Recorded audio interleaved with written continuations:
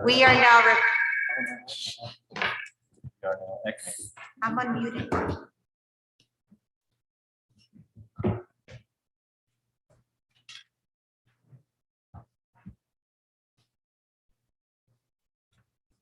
Let's see. We are now recording and we are now live. Thank you. Good evening, everyone. Welcome. Thank you for all of those that are joining us in person. We've got almost a full house, and thank you for all of those that are joining us on Zoom. I would like to call this regular meetings of the Board of Education to order. There will be a special Board of Education meeting on Thursday, January 6th at 7:30 p.m. for the presentation of the superintendent's proposed budget for the 2022-2023 school calendar year. The next regular Board of Education meeting is on Saturday, January 8th at 8:30 a.m. in the board meeting room for review and discussion of the superintendent's proposed budget for the 2022-2023 school year of all responsibility centers. Thank you. My comments will be brief. Just want to, on behalf of the board, wish everyone happy holidays and safe holidays. As we all know, COVID continues to tick up and there's another variant. So let's all continue to be diligent, but let's all make sure we have some downtime, some rest, especially for all our hardworking students. And please, happy holidays from everyone on the board. Also, a big go Blue Wave shout out to Darien High School football for the state championships. That's just awesome news. And then also, we had the Tudor choir and we had the middle school Camisada choir, Alice Theater in Stamford. So congratulations to them. I did not attend, but I heard many people did, and I heard it was awesome. I did get to go to a choir recital at the high school a week or so ago. That was just phenomenal. So as always, we are firing on all cylinders with sports, theater. There was a recent production from our theater group that was incredible in choir. So all good things happening. So again, happy holidays and everyone be safe. With that, Michelle, I will turn it over to public comment. We'll start with our friends in the audience. Anyone in the first row? Michelle, do you want to just go over the? Absolutely. You will have 3 minutes for public comment. Please state your name and address. Okay. Can I take my mask off or you want me to keep it on? Mr. Denny. Unfortunately, you'd have to leave your mask on, Okay. but I know it is challenging, so if you could just speak as loud as possible, that would be Okay. great. Thank you so much. Hi, I'm Sheila Quinn and I live on Camp Avenue in Darien. So this afternoon, my daughter got off the bus and she told me that she saw a swastika written on the bus seat. And I don't know, how many times is this going to happen? And I'm kind of wondering, is this a rite of passage? I mean, is this just something that we're going to go, oh, this is such a bad thing. Let's move on to the next thing. Anyway, that isn't actually what I was going to talk about today, but it was upsetting. So what I wanted to say was that I know that this isn't a voting night for Mr. Shelton, but I do want to say that I've seen several emails and some information that's leading me to come tonight to speak. So I'll just do that. ChooseLove.org should be in every school, I think. But the school and what our schools need right now is something a little bit different. It's called DEI. And I'm seeing that this town is thinking about this programming in terms of their own eyes as adults and not through the eyes of children. Has anyone asked the kids what they want and what they need? Can there be a vote at the school? Can we bring it up to the children themselves and talk about it with them? I mean, this is for the kids after all. It's not really for the parents. It's for the kids to be able to go out in the world and understand how to manage and function. I mean, does DHS want to pump out these sheltered, unaware kids into the world to learn DEI somewhere else? Because they're going to learn DEI somewhere else. Why not learn it here? Why not learn it at home? And why not have Darien public school system really model for the country what it can be and what it can look like? So I think we need to give our kids those tools now, that they can go out and really use what they learn in our school system instead of in college or at a job. So doesn't really Darien want to model this behavior and want to model this sort of progress that the whole country is kind of going toward? Can't we make this happen in a safe, great environment that children actually grow up and they can learn these things and tools? Also, I feel that there's a lot of fear about DEI, and I don't really understand what it is. It's fear of the unknown, I guess. What is so bad about learning about DEI? And who is it going to hurt anyway if they do learn about DEI? You are almost It at can- time, just FYI. It can only help. And that was my last sentence. Thank you very much. Thank you so much for your remarks. Who's next? Step up. Thank you.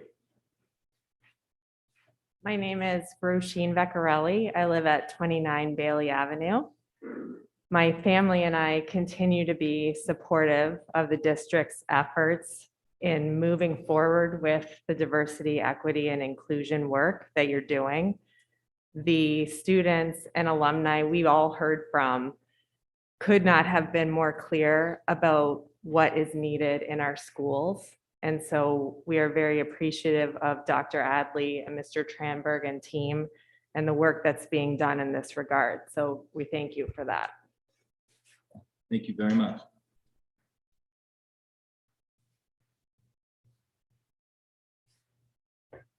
Hi, I'm Dr. Abigail Hornstein, and I live at 17 Edmund Street. Tonight, I'm going to speak again about diversity. I'm taking full advantage of the fact that I'm a professor at Wesleyan University, known as Diversity University. And I'm going to begin with an anecdote to illustrate why you need to do a lot more on diversity. When my youngest child was in 4th grade, she came home from school one day and told us that her teacher was Jewish. We asked her why that mattered. And she said, "I did not know that Jews are allowed to teach in this town." In 2017, she thought Jews are not allowed to work for the Darien public school system. That is the impact of representation. Then fall 2017, a Jew could not be a leader in this town. That is what your curriculum does. When my children were at home from 2011 to 2019, their classes had materials on the Jewish holidays if and only if I prepared them at the expense of my time and my budget.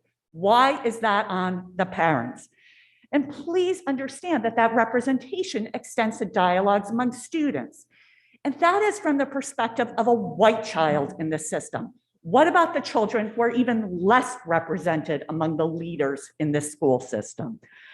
To make my points much more clear, I'm going to quote most of a 16-part thread from a satire account on Twitter called Jew Who Has It All. Trust me, this is better than what I would do. Dear teachers, as some of you may know, if you have any students who identify as Christian in your class, they may be absent while observing the Christian holiday of Christmas. Officially, the holiday commemorates the birth of their prophet. In modern times, the holiday incorporates many pagan winter solstice rituals as well. Some children may believe that a man named Santa Claus, AKA St. Nicholas HaKadosh, will visit their house on a sled pulled by flying deer while they are asleep. As terrifying as this belief sounds, apparently the children really look forward to his home invasion. I'm going to skip a few lines. This is similar to magical Christian beliefs during a spring festival when a magic bunny visits children in the middle of the night to lay colorful chicken eggs in hidden nests throughout their houses or yards. Note, St. Nicholas HaKadosh is obviously a religious figure and must not be incorporated into any public school classroom celebrations. I'm going to skip a few more. Part 11, please do not assume your Christian student will feel comfortable asking questions about Christmas. They may feel uncomfortable being treated as a spokesperson to explain how a bunch of things happen. Let me repeat the gist of that. You're almost at time. Do not make a student explain their heritage to others. Good Thank night. you. You're at time. Yep. Thank you for your comments.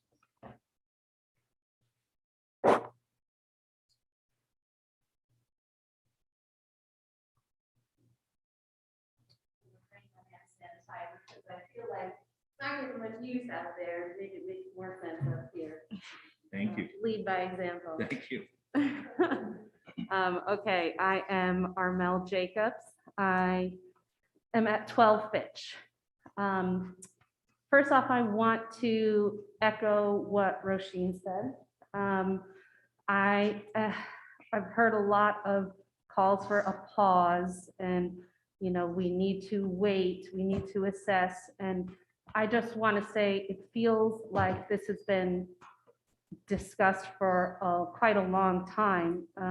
And we don't really need a pause anymore on something that's been going on for several years. I want to say my family and I are fully in support of moving forward with the plan that was already approved and ready to go. It's, you know I hear football is a big thing in this town, so I'll just use the quick analogy. You know, you're at the 1 yard line and like, are we really gonna sit there and like fight over if we're gonna run the ball or throw the ball? Like, just get it over into the end zone. Like, we're there already. I also want to share just, I'm speaking off the cuff here, but I do want to share an anecdote like our wonderful professor friend did as well. I went into the school, us COVID parents, we don't get a lot of access. My kid's only 5. So like, this is our first year in the school system. So every time they're like, we're looking for a parent volunteer. I'm like, yes, I'm there. So I went in recently to help set up for their Christmas party. And I'll tell you that a lot of people will say in this town, and I've heard a lot of people say in this town, my kids don't see color. They're only 4, they're only 5. They don't notice that type of thing. It's just not true. All of these kids, and this is before I even went into the classroom, like at Cherry Lawn, everywhere, they have questions. They ask me about my skin. They ask me if my skin means that I celebrate Hanukkah. They ask me if I'm my daughter's mother because her skin is lighter than mine. These kids are searching for context for what it means to be someone with different colored skin in this world because they don't get exposed to it. So please, please help them, give them a framework for thinking about these ideas because they're asking me. And, it shouldn't be, people don't want me telling their kids what this stuff means. Let's all get together and figure out how to move this stuff forward because the kids are asking for it themselves.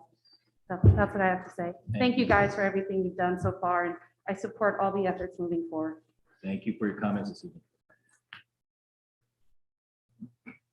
Anyone else from the audience?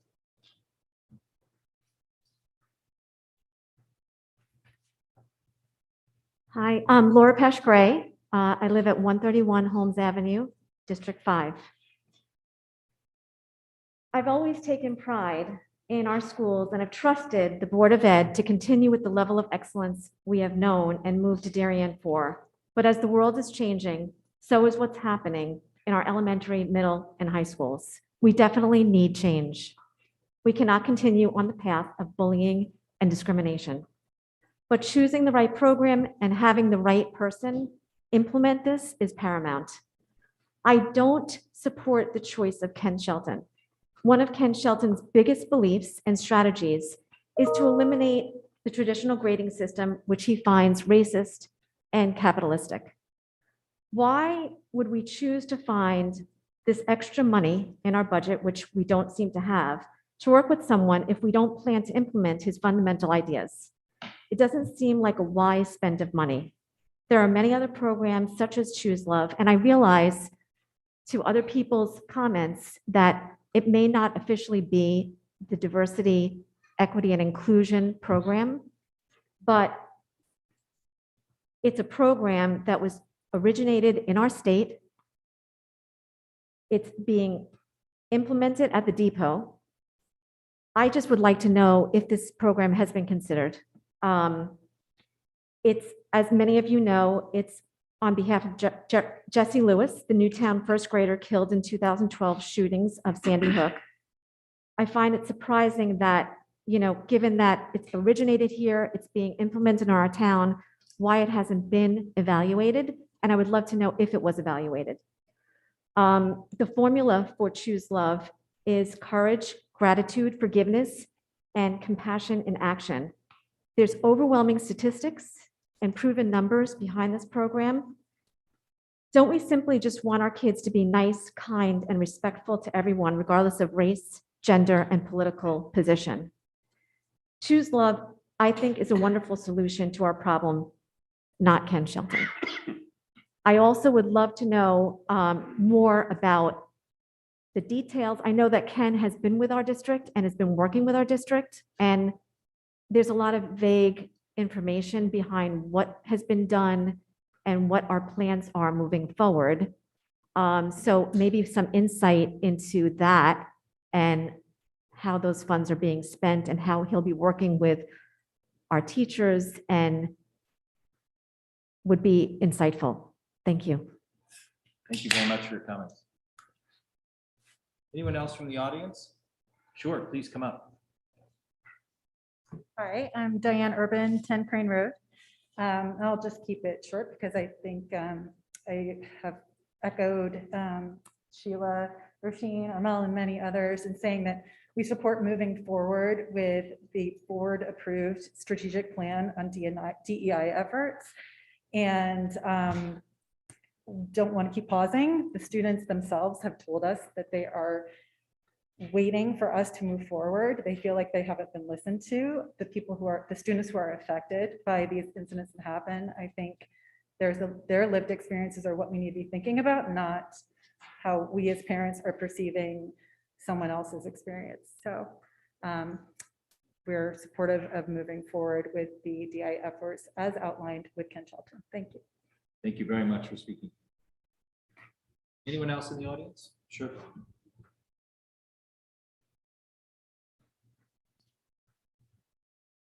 Hi, everybody. Susie Flaherty, 6 Lake Drive. I'm here to echo the support for Ken Shelton and the DEI initiative that's already in place and has been in place for a while. And I'm thinking we have break, we have midterms, and then the school year is going to fly. We need to act now for our children. We need our children to leave the school year knowing that they called you to action, they called us to action, and we responded to them. We can't put this off any longer. These kids need to know that they're supported and that we are going to listen to them and give them what they need now, not in May or not in the spring. We need to do this now for our children. Thank you. Thank you for coming up and speaking. Anyone else in the audience?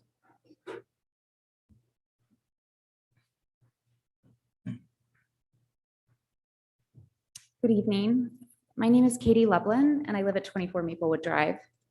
I'm speaking tonight as the CDSP Special Education Subcommittee Chair. I would first like to thank Shirley Klein, Scott McCarthy, Kristen O'Reilly, sorry, Kristen, and Laura Straighton, and all of their team members for the annual special education update tonight.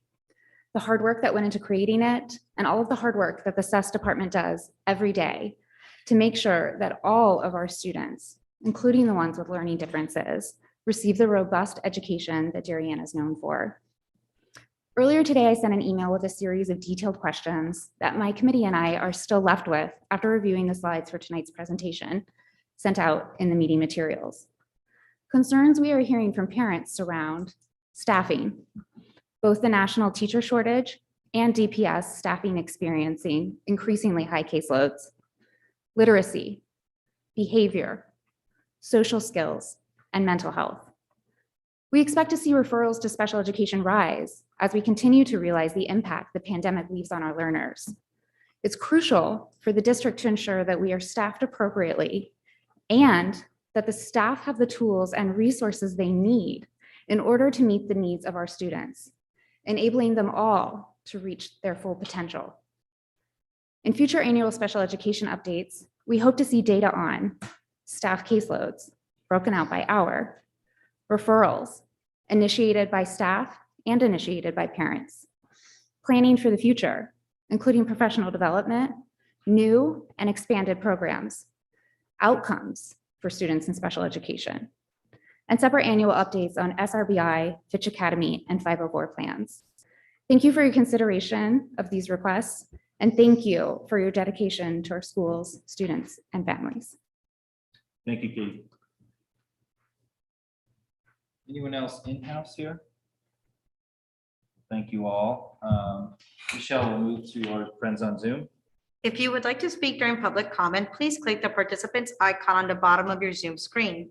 Next, click the raised hand option. The facilitator will identify and announce that you are unmuted for public comment. Once recognized and unmuted, please state your name and address. You will have up to 3 minutes to comment. Cara Gately, you are unmuted and recognized.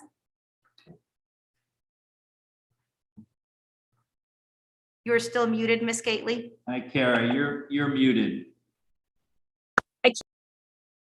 We can hear you now. Thank you. Okay, great. Thank you. Cara Gately, 596 Hollow Tree Ridge Road. I just want to thank the Board of Education and our administration for taking seriously the mental health and the social and emotional needs of our students, whether they be in special education or in general education across all grade levels, starting at the ELP level, of which I had students go through that program, and all the way up to seniors and those at the Fitch Academy. I think the DEI initiative is very important. However, I've become very concerned with the shift in the focus from cultural awareness and recognizing a need for diversity and a need for inclusion.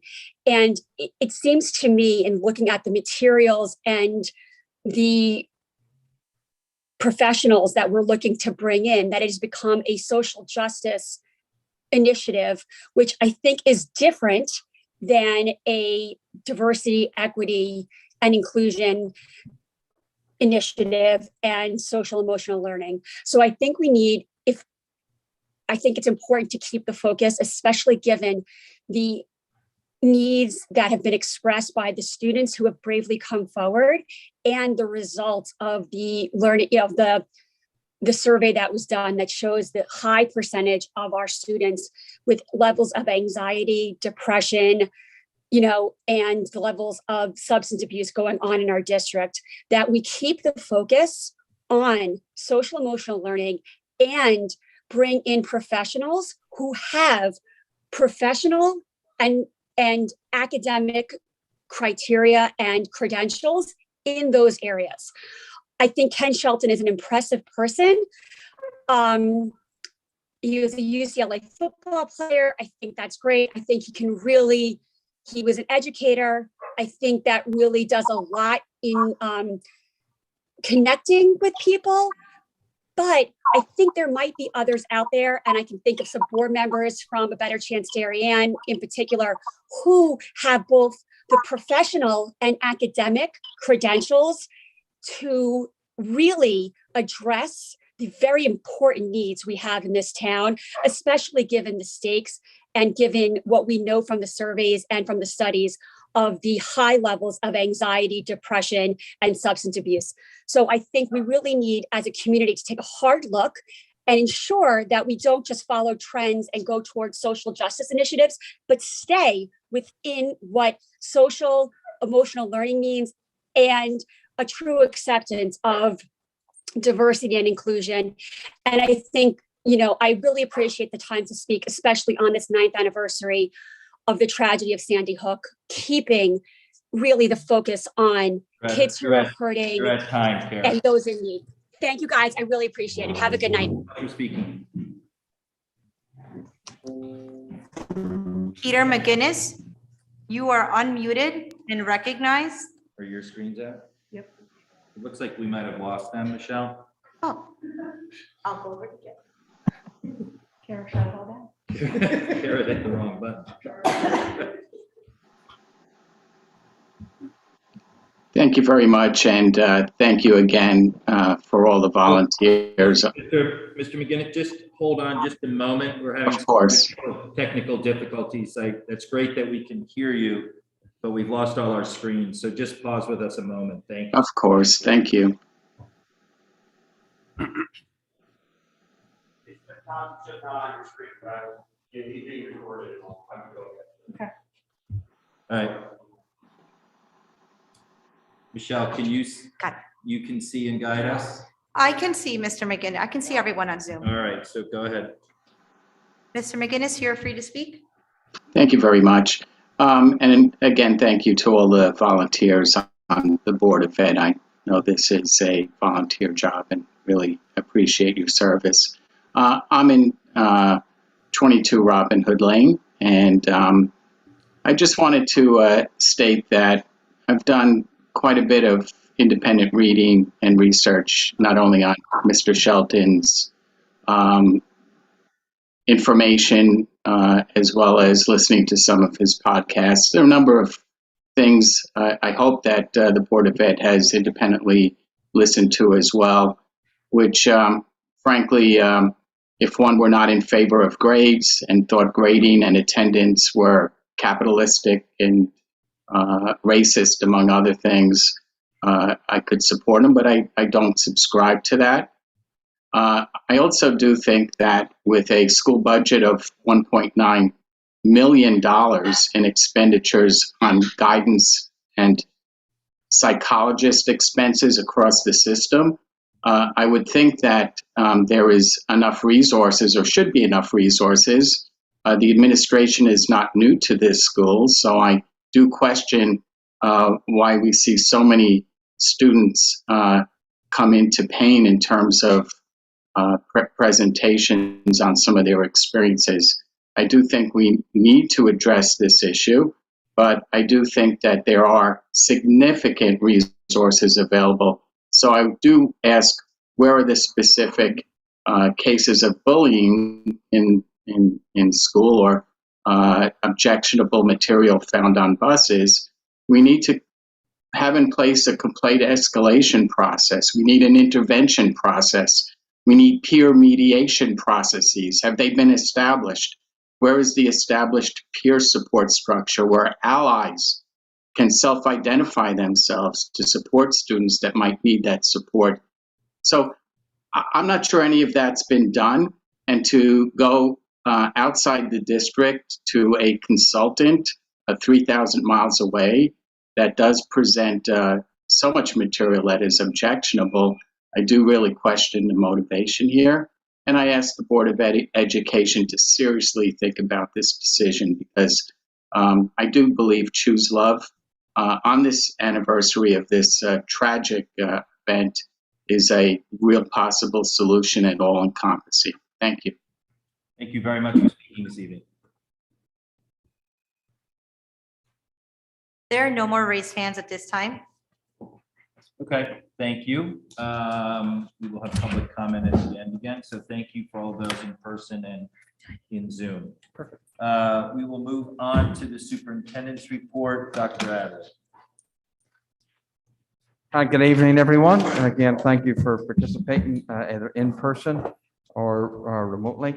I too would like to pass on my congratulations to our football team on their state championship, and to our middle school students and high school students who accompanied Javier Colon. I'm not a big voice person, but Javier was the winner of the first voice competition, and he came from Stratford. So it was, I think he was in awe of our kids as opposed to them being in awe on him, but it was just wonderful to see. And I want to thank him too, because I think he had laryngitis even, and he stuck through it to allow our students to perform on the stage at the Palace. So we thank him for that. I want to also congratulate Victoria Caruso. Victoria is a 11th grader at the high school, and she, as you may recall, we instituted an elective course, an app development class at the high school.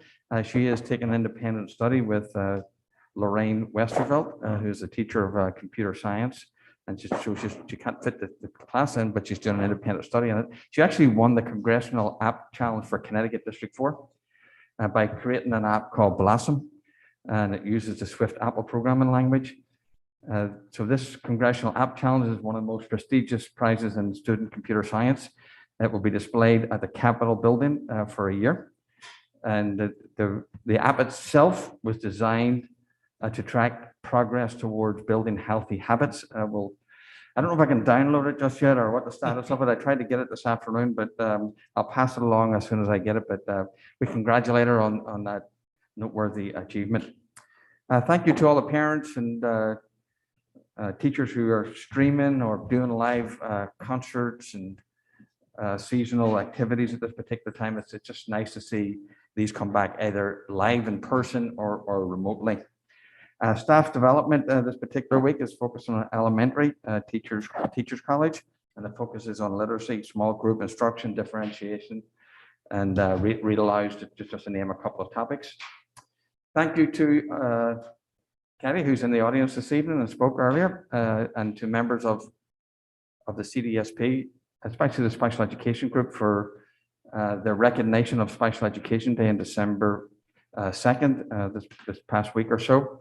And it sort of recognized the establishment of the IDA law back in 1975. I want to thank them for the acknowledgement and appreciation of our wonderful special education support and related services staff.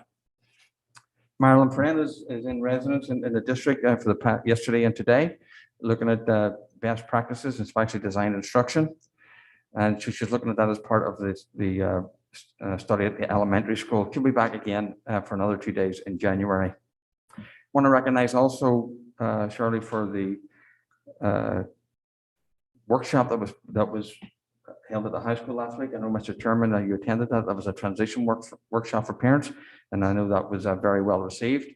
Thank you to our students at the high school for working with the STEM outreach.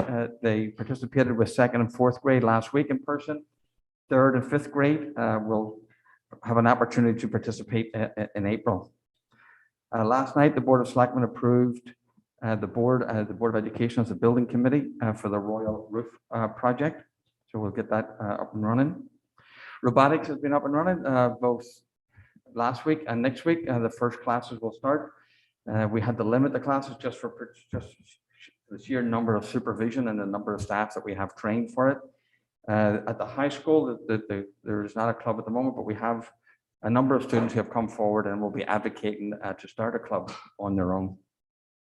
There are a couple of upcoming meetings. I just want to mention them. The facilities meeting, January 13th, policy on the 12th, finance the 20th. So there's a wee bit of space to those, but I just wanted to note those. And of course, the curriculum committee, January 27th.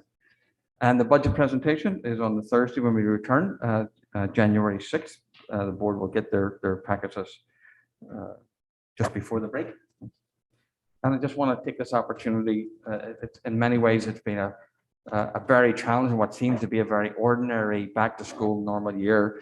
As some of the comments that you've heard, even it's been anything but that. So I just want to wish all our staff, students, and families season's greetings and a relaxing and happy holiday time. Thank you, Dr.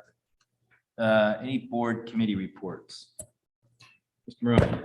The Facilities Committee met on Thursday, December 9th. We discussed the solar panels, which is item 7D, and the committee recommended to the Board of Education to move this forward pending the attorney's review. We also discussed the libraries reimagined at Tokenique, Middlesex, and Darien High School. Thank you, Mr. Maroon. Oxbridge, that is a agenda item in terms of the next phase around furniture, fixtures, equipment, and also the technology. So we'll get an update and hear more about that shortly. And you had a inaugural curriculum committee meeting, right? Yes, Sarah is out this evening, but we did kick off our curriculum committee meeting. It was a good meeting. Thank you, Mr. Sini. We touched base with Mr. Tranberg. We kind of started kind of at the beginning a little bit with a good overview of kind of the curriculum structure, all the players, and kind of the process that we go through. Also spent some time looking at a new Edu Planet 22 or 21 in terms of technology that will help us organize and track curriculum and also enable not just an internal view, but an external view for parents and students as to kind of the formation of curriculum and what's involved and resources and books, everything associated with it. So we will talk later about a curriculum committee charge, which was developed by the curriculum committee to kind of guide them along with the administration on the work going forward. So thank you. Any other committee reports? No. Good. We will move on. Perspectives on the fiscal 23 budget process. I had a long conversation with Mr. Palin. Hi, Jill. Do you want to go back and approve the minutes? Oh, yes, sorry, thank you. I missed that. Approval of minutes. Thanks for waiving. May I have a motion to approve the following minutes of the special meeting and executive session held on November 23rd, 2021, and minutes of the regular meeting held on November 23rd, 2021. Mrs. Best and second by Mr. Maroney. All those in favor? That is unanimous with everyone at the table. Are you good, Jill? Thank you. Jill is under the weather, so we thank God for Zoom. So moving along, we wound up with a scheduling conflict. So Mr. Palin and the Board of Finance will come visit us early in the new year from a Board of Finance perspective. So we can move on to the Darien Public Schools update. Dr. Adley. Thank you.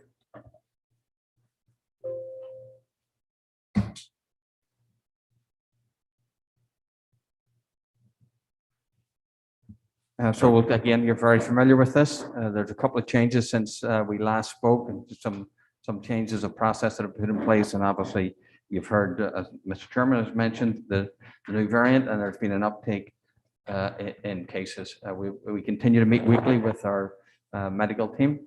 Today, for surprisingly enough, I'm not sure why, the State Department on Friday issued a notice that there's no meeting today. And that's very, very unusual, right? I'm trying to get a wee sense of what's at the back of that, or if something's on the about to come up as a new strategy or otherwise. But that's very unusual, just to cancel that meeting. The fact that they haven't canceled and they haven't really given a reason to cancel it. So we'll see what comes out of that. Clearly, things have changed since, in a month's time. The state itself is red. The cases in Darien have increased. I will say that even our cases here, if that was Friday, I believe. So the bottom line would really read 46 cases, 40 quarantined, and 30 screen and stay at the moment. Today, for instance, there's 2 staff members at the high school, 1 6th grader. And I will say that we're beginning to see a number of breakthrough cases, people who are fully vaccinated, even people who have a booster shot. So that's just an interesting development. And it still seems to be predominantly attributable to other activities or outside the school for the most part. We did extend all those distances to 6 feet for the various schools, the elementary schools particularly, because that's where we were seeing the cases. So we did that as a preventative strategy, because that's where we were basically quarantining from, because of the 6 feet at the elementary school. We will have one modification to that at the middle school still with the 6th grader, because they're not fully vaccinated. And we just had to work out a wee bit of coverage arrangement, and that has been done. And so the notice went out on Friday saying we expanded the distance, and we're going to expand it further by going to a 3rd location.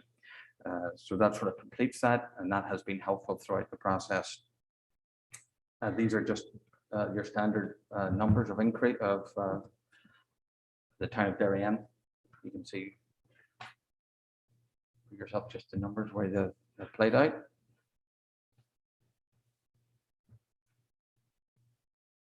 And if I just go back, the contact tracing, we conclude contact tracing just about 5 or 5:30 weekdays, and then we resume it again on Monday. I will say that that has worked well, but I would say that we certainly understand the idea that potentially somebody could be in there and a notice may not go just absolutely immediately. We have discussed that with our medical team, and they felt that was reasonable given the level of sickness we're seeing or not seeing, our hospitalizations, or low hospitalizations. So they were comfortable enough for that, and so I would be comfortable enough staying with that particular process. It's been helpful. We've jumped on it on Monday morning early.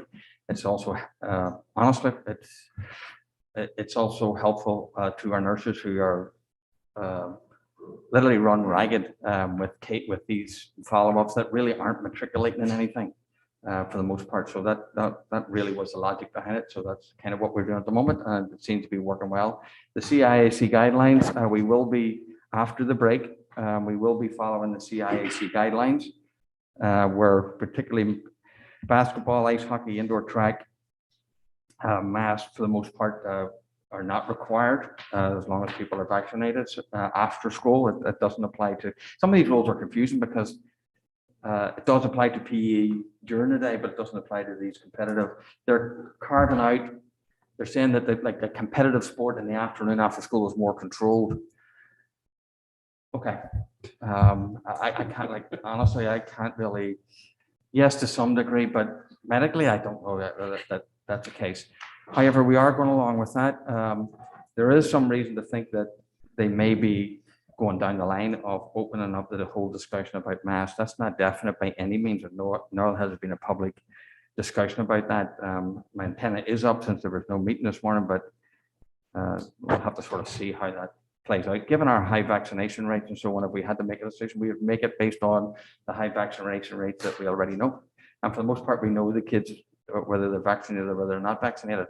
And if we have to find that out, we can find that out pretty quickly. The safe return plan, that has to be submitted to the state. They have not yet indicated anything for us to do that. But originally, when we, at the start of the year, this was an update that they wanted us to provide. So we'll do that. What does that mean? That just means that the safe return plan that's online right now is just going to be revised. It's revised live. But anything that decisions we have made here or superintendents made or administratively, whether it's contact tracing or quarantining or screening stay, that will all be reflected in the actual plan itself that has to be submitted to the state. With that, I'll open up if there's any questions. Thank you, Dr. Adley. Any board questions or comments? Mr. Brown. Thank you. I guess maybe it's a bit of a comment, but just following up, or maybe a question more to the board, I should say. The comments that were made by the governor last week, I believe, or a week and a half ago, talking about how it's localities in the state have done a great job of making decisions for what should be going on with masks. The fact that I think the current mandate's going to expire in January, and we're not going to meet really until January. I just wanted to throw out, is there any thought on perhaps having a follow-up letter talking about the importance of local control and how much we'd like to be making the decisions here for masking going forward? So I think that a new decision point. Yeah, I think it expires, Mr. Brown, in February, so there is a wee bit of time for us. I would honestly, I think probably what we'll try to do is really get a read behind the scenes a little bit as to what the status of that is. Certainly, it's not going to do any harm to do that if we wanted to reiterate it. But I'd like to get a wee sense behind the scenes what has happened actually first, or what does that actually mean? I actually sort of alluded that tonight as to what is going on behind the scenes and that, and what they're planning to do. Are they actually planning to give over to local districts that decision-making part? There's some thought that, for instance, the athletic part was the first step in that direction. Whether that's going to happen or not, I really don't know at this point. Certainly open up for this. If the board wanted to do something, I'd certainly consider doing that. Thank you. Thank you, Mr. Brown. Mr. Cini. I mean, I would love to maybe have Alan come back to us in early January and get a better read, after the holidays. I would agree. Maybe it's time to just reiterate that. I just to be clear, the level of illness is pretty, we're not seeing hospitalizations. They're relatively mild still. Yes, the actual hospitalizations and the nature of the illnesses are still mild cold-like symptoms for the most part. And then, but this breakthrough is just a new dynamic. And then just the distancing that you increased. I realize you're doing it for quarantine purposes, mostly to avoid quarantines at lunch or from exposure at lunch. Is that temporary until we get the younger population vaccinated, or they have a chance to get themselves vaccinated, I should say? Well, that's obviously the unvaccinated until they're fully vaccinated population. So that's where we were actually quarantining students the most from. So we're trying to alleviate that a little bit. I think it's going to be in place until further notice, until we see a pattern or decisions are made otherwise, or the actual time period expires where the kids are actually fully vaccinated. Thank you. So the meeting that was canceled today, do they have the ability in short order to call another meeting based on statistics, increase in caseload, increase in hospitalizations? They did. And then you're moving into another gathering season and traveling season. Well, they haven't canceled next week's meeting, so Okay. that's still on the Okay. card. I would say just that this afternoon, we mentioned for hockey that if there's a limit at the rink, we'll let that go to that limit, but we are asking people in that cold, cramped environment to wear masks. And I think that's reasonable because people can actually go and see your kids, cheer on the team and stuff. But in that environment, since it's our home game, if we were playing hockey inside, we would ask people to wear masks in the rink. But that's the only restriction. Any other questions or comments around this? Good. Thank you, Dr. Adley. We will move on to presentation of the furniture, fixture, and equipment FF&E package and budget, and the technology and telephone package and budget. There are 2 meetings coming up starting tomorrow at the Office of Construction Grants and Authority up in Hartford. And it's the next phase and submission for both of these budgets. There was a meeting last week of the Oxridge Building Committee, and there have been several meetings, sub-meetings. Katie has been a big part of that in terms of the design, the look and the feel of furniture and fixtures and equipment, everything from paint and colors and all that good type of stuff. They've done an incredible job with all of that. Jeff and the team, IT has been very involved, as has Luke. Around the telephone and the IT. Mr. Lynch has been part of this also. So there are literally, I would have to say, almost daily meetings and calls at this point around Oxridge in terms of getting to the next phase, which is exciting to furnish it and get it set up for our students to arrive. So we have Amy Samuelson from SLAM to make a quick presentation. There are documents that the building committee has signed and that Dr. Adley and I have to sign to submit to the state. And a lot of this is based on the approval process that the state goes through and is also tied to the reimbursement that we get. So Amy's got a good high-level deck to walk us through this. And Amy, good evening. Thank you for joining us.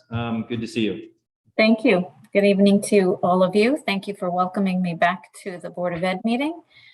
You may recall that last month I presented a selection of furniture that will be procured for the Oxridge School.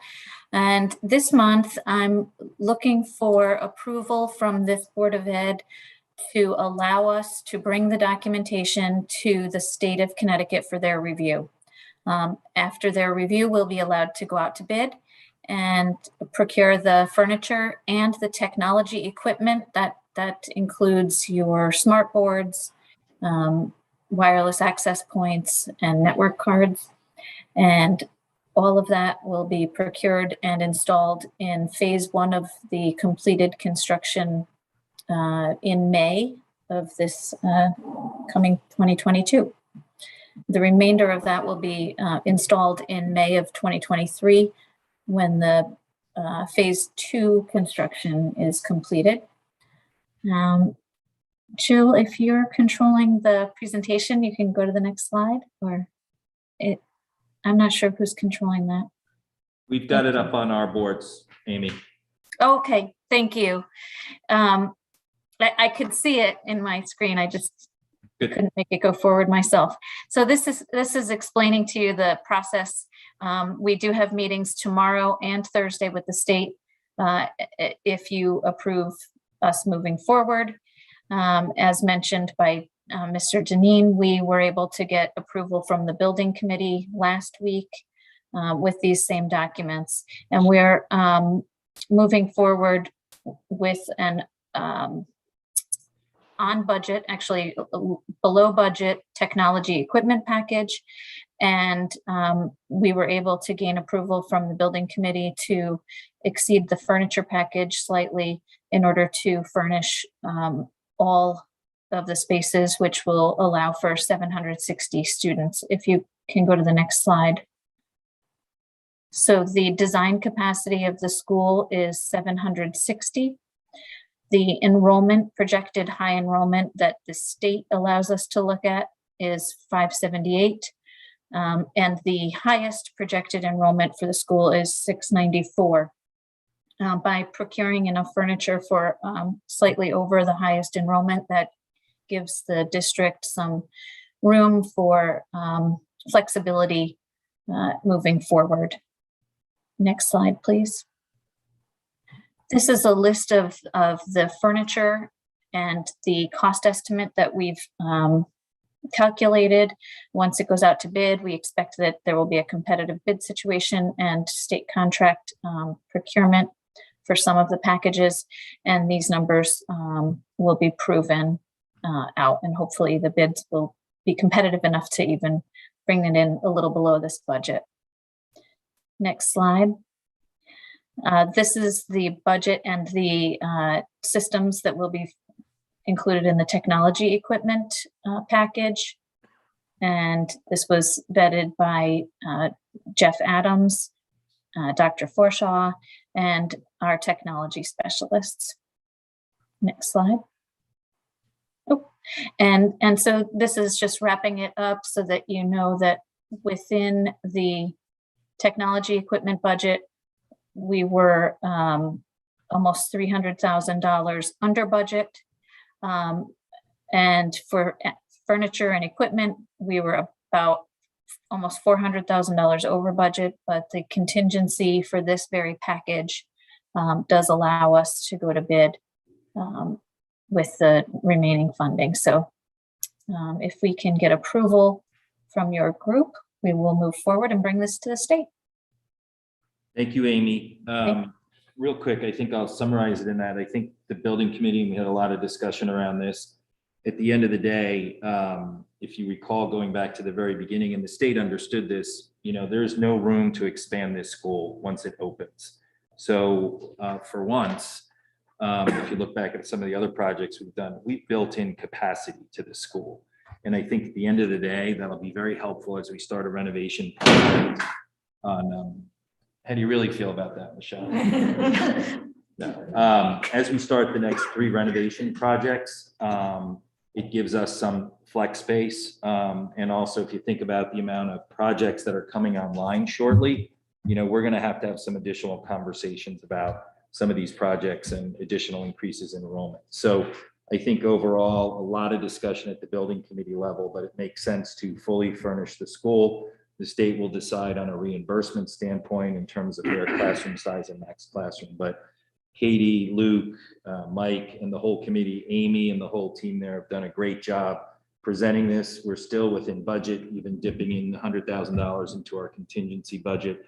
And this also incorporates any type of increase or chain issues with procuring this equipment and inflationary costs, and all that's been taken into consideration. So I'll open up to any questions or comments, and then we can move forward with the approvals, which are required by the state. I think I'll just clarify, there are no specific changes to the ed specs that we've been working off of.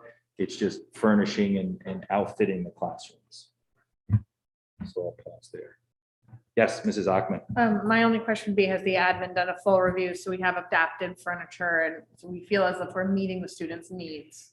That's Luke and the whole team have been part of every step of the way. We even discussed at the meeting nursing rooms and cots and beds and all that type of stuff. And they made a presentation on the different ability of tables and chairs to move up and down and heights and stuff like that. Yeah, so I appreciate the committee's work. I guess I'm asking Dr. Adley, you feel from an education standpoint, we're meeting the needs of kids with all this furniture? Yes, and then the staff from history and practice, it really is important to involve all the staff in that decision making because they have a good viewpoint on that. But yes. Okay, thank you. That's all. No, thank you. Great. So we'll move forward. May I have a motion to approve the submission of the construction documents for furniture, fixtures, and equipment, phase 2 of 3 for state project number 035-0117N, Oxbridge Elementary School, 395 Mansfield Avenue, Darien, Connecticut, to the Office of School Construction Grants and Review for review at the pre-bid conformance review PCR meeting. Mr. Brown, second by Mr. Maroney. All those in favor, that is unanimous. Jill, with all those folks that are here, thank you. May I have a motion to approve the submission of the construction documents for the technology equipment Phase 3 of 3 for state project number 035-0117N, Oxford Elementary School, 395 Mansfield Avenue, Darien, Connecticut, to the Office of School Construction Grants and Review for review at the pre-bid conformance review PCR meeting. May I have a motion, Mrs. Ackman, second by Mr. Brown. All those in favor? Jill, that is unanimous for all people here. Amy, thanks for spending some time with us this evening, and appreciate all the hard work on this next phase. And Luke, thank you. Thank you all. I'll see you at the meeting tomorrow, Amy. Thank you. Okay, see you in the morning. We'll move on to presentations and discussions. We have an update and discussion on the Connecticut Green Bank's proposal for the installation of solar panels at Hinley, Holmes, Royal, and Oxridge Elementary Schools. I know this was discussed at length at the facilities meeting. It's also been discussed at a high level previously. So Mr. Lynch and Ms. Basham from the Green Bank. Yeah, Mr. Lynch is kind enough to be here in person, so I'll let him do the introductions and context and feedback. Yeah, so as been mentioned, this is kind of the culmination of about 2 years worth of work. Mr. Rudel and myself talking with different vendors, getting some input from Rusty Schreiner from the town, who's very familiar with different solar projects throughout the United States. And so we settled on the Connecticut Green Bank as the this method that seems to offer us the best rate and the best chance of having a successful program. And it was also the only group that didn't really balk at the idea of following around behind us as we re-roofed our buildings. Everybody else just wanted to put solar panels on. They wanted to put them on everything. These people took into consideration our architecture. We didn't want solar panels on the front of this building, the face of it, brand new roof. So they took all those things into consideration, and they've come up with a very good program for you to look at tonight. And I'll turn it over to Emily. Thanks, Mike. Can you guys hear me okay? Yes. I see the slides are up. Thank you for having us tonight. I'm Emily Basham, Senior Manager of Partnership Development at the Connecticut Green Bank. And I'm joined by my colleague, Mackie Dykes, who's VP of Financing Programs here at the Green Bank. Thanks for having us. We're here to present the final project proposal for solar projects we've been developing with Darien for the last some time now, maybe a year, at the 4 elementary schools. We were last here at the full board meeting about 6 months ago to present really preliminary project scopes and savings numbers. And with the board's support, we continued on developing those projects since then. And tonight we're here with final figures. Since it's been a while, I'll give a quick refresh of who we are and the Solar Map program that Darien's been participating in. And then I'll turn it over to my colleague Mackie to review the power purchase agreement and the exciting part of the savings numbers that come with these projects. So the Solar Municipal Assistance Program, or Solar MAP, is a program at the Green Bank, and it's supported by our technical partners at CSW Energy. We both have extensive experience working with municipalities to develop solar PV projects. Next slide, please. The Connecticut Green Bank is a quasi-public state agency. So we were created 10 years ago by the state legislature to use our financing tools to really catalyze and deploy a lot of clean energy. So we've been doing that through our programs and products to help the state meet our energy goals and our climate goals. And through our programs, we work with municipalities quite frequently to install solar projects. And we know that it's a lot of steps, a lot of work to do these types of projects. So we created this Solar MAP program to really simplify those steps and make it easier for towns to adopt solar. Next slide. So this is the Solar Map program. We are providing technical support for every step of the process so that towns can use our Green Bank Solar Power Purchase Agreement. Next slide. And this slide just describes sort of the support that we provide, the support that Darien has been participating in the last few months. So we started really with a comprehensive list, a fuller list of all the school sites, looking at those for where are the best candidates. Once we narrowed to the 4 projects we're bringing to you tonight, we really got to work developing those projects, got on site, developed system designs. We've secured the utility incentives for these projects, and we've also run an RFP for a construction partner. You might remember a benefit, a feature of this program is that you're working alongside other Connecticut towns and cities who are going through the program to also install solar. And we are bundling those towns together and those projects together in our RFP. So that allows us to put a larger portfolio of projects out to bid. And we saw great success with that. We received great pricing and were able to deliver really attractive PPA rates this evening. And with that, we go right to the next slide. This shows the towns that we've been working with. Last year was our first round. We worked with 5 towns to develop 15 projects. Those projects delivered savings between 20 and 50%. So our power purchase agreement provided discounted solar electricity from your utility electricity.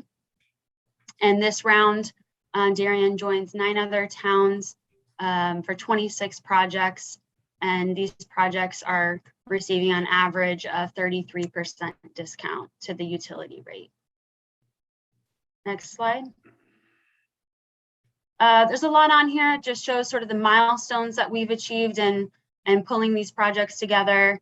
We're right here at the bottom presenting the final projects to you all to execute a power purchase agreement and then start construction in 2022. I believe the next slide is a list of towns that we've done a power purchase agreement with, either on a municipal building or a Board of Ed building. Power purchase agreement is a very attractive pathway for going solar for towns and cities. And I'll hand it over to Mackie to sort of dive into a power purchase agreement and describe the features of that. Good evening, everyone. Thanks for allowing us to join the meeting. Again, this is Mackie Dykes, Vice President of Financing Programs at the Green Bank. I believe we talked about a PPA, a power purchase agreement, the last time we were here. So I'll just, in the interest of time, I'll try to move through it a little more quickly. But of course, if questions or I'm moving too fast, please interrupt me. Next slide, please. And then one more. Yep. So this is a structure where, and this is sort of the culmination of all the work. This is the actual agreement between us, the Green Bank, and the BOE to make these projects happen. And instead of you going and purchasing a solar system or hiring someone to build it for you, you're instead signing this agreement to purchase, as the name implies, purchase the power from us. We'll actually be the owner of the system, and you'll purchase the power from it from us. Next slide. The primary benefit with this is the savings that you see from that, because the power from the solar will be cheaper than the power you would have purchased from the utility. So now you're paying an energy bill to Eversource. Afterwards, you'll still pay an energy bill to Eversource. It'll just be a lot less because you're not buying as much power from them. You'll be paying us a bill for the green power from the solar system, but together, those two will add up to less than what you're paying now. Next slide. There are numerous other benefits. The fact that we own the system, so we're responsible for all the O&M, the lack of any upfront or ongoing costs to you. So you're able to go solar with no money upfront, and you start saving money from the beginning because, again, your electric, the solar PPA rate will be cheaper than your utility rate, and you're locking that lower rate in for the full 20-year term of our agreement. So as utility prices, as we would anticipate, will rise as they historically have for decades, you'll be sort of cushioned from that to a certain degree by the firm locked-in power rate that you have. We're also able to monetize a lot of the federal tax benefits and pass those on to you, which you just can't since you don't pay taxes. Next slide. So again, sorry for rushing through that, but just want to get to the actual project. So last time we were here, we talked about some of the details of these, but we were missing the key thing, which was what is the actual PPA rate that we can offer you? What are the actual savings? We did some estimates, very conservative estimates about what we thought we could do. We've actually, as Emily mentioned, we ran the RFP. We have a Connecticut-based installer, or excuse me, we have an installer to install these. We have a price, and we've used that to calculate a PPA rate, which has resulted in fairly significant savings and much more than we'd initially estimated. So actually can't see the. Hey, Mackie, could we scroll through? I think the visual is good so everyone can see aesthetically. And then I think slide 18 does a good job of summing this up. Great. Yeah, let's just do that then. I think y'all are. We've got 18 in front of us. There we go. Okay, I can see it now. Yep. So all in, you're looking at discounts between 37% and the greatest at 60%. Again, I won't read all the numbers to you, but very pleased with overall over the term, we're saving over just over 1.1 million. And we're using fairly conservative estimates about power escalations there. And then you see all the environmental benefits that accrue from these projects. So I'll pause there for any questions or comments. Otherwise, I'm happy to move on to what the next steps would be. Yeah, that's a good place to pause, Mackie. Thank you. I'll open it up to any board questions or comments. Yes, Mr. Sini. Mackie, could you just comment on the Oxford assumption? We discussed it in the facilities meeting, but I think it's important to know that you put a pretty conservative assumption out there. Thank you. Yeah, I can jump in and speak to that. Please do. I don't know if you can see it, Mackie, but the Oxford Elementary School doesn't have an established utility rate quite yet, so we put a placeholder in. We used the lowest of the electricity rates that are at the other schools to come up with the most conservative estimate of savings for what this project would generate. So with a 4.8 cent PPA rate, we're confident that the discount would be at minimum 55%. So you're seeing the corresponding savings numbers for that figure. Thank you.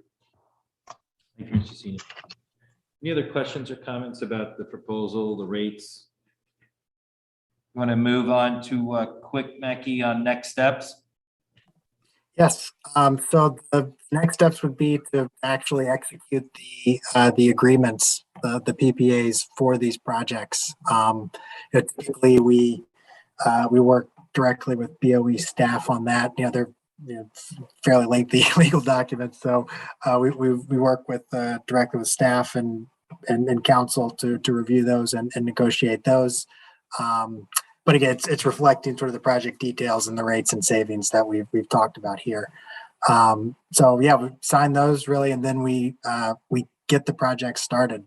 There's a fairly lengthy amount of sort of desk work that has to happen, the full engineering of the system. We're coming in, with the structural engineer and doing assessments of the properties, permitting and all that.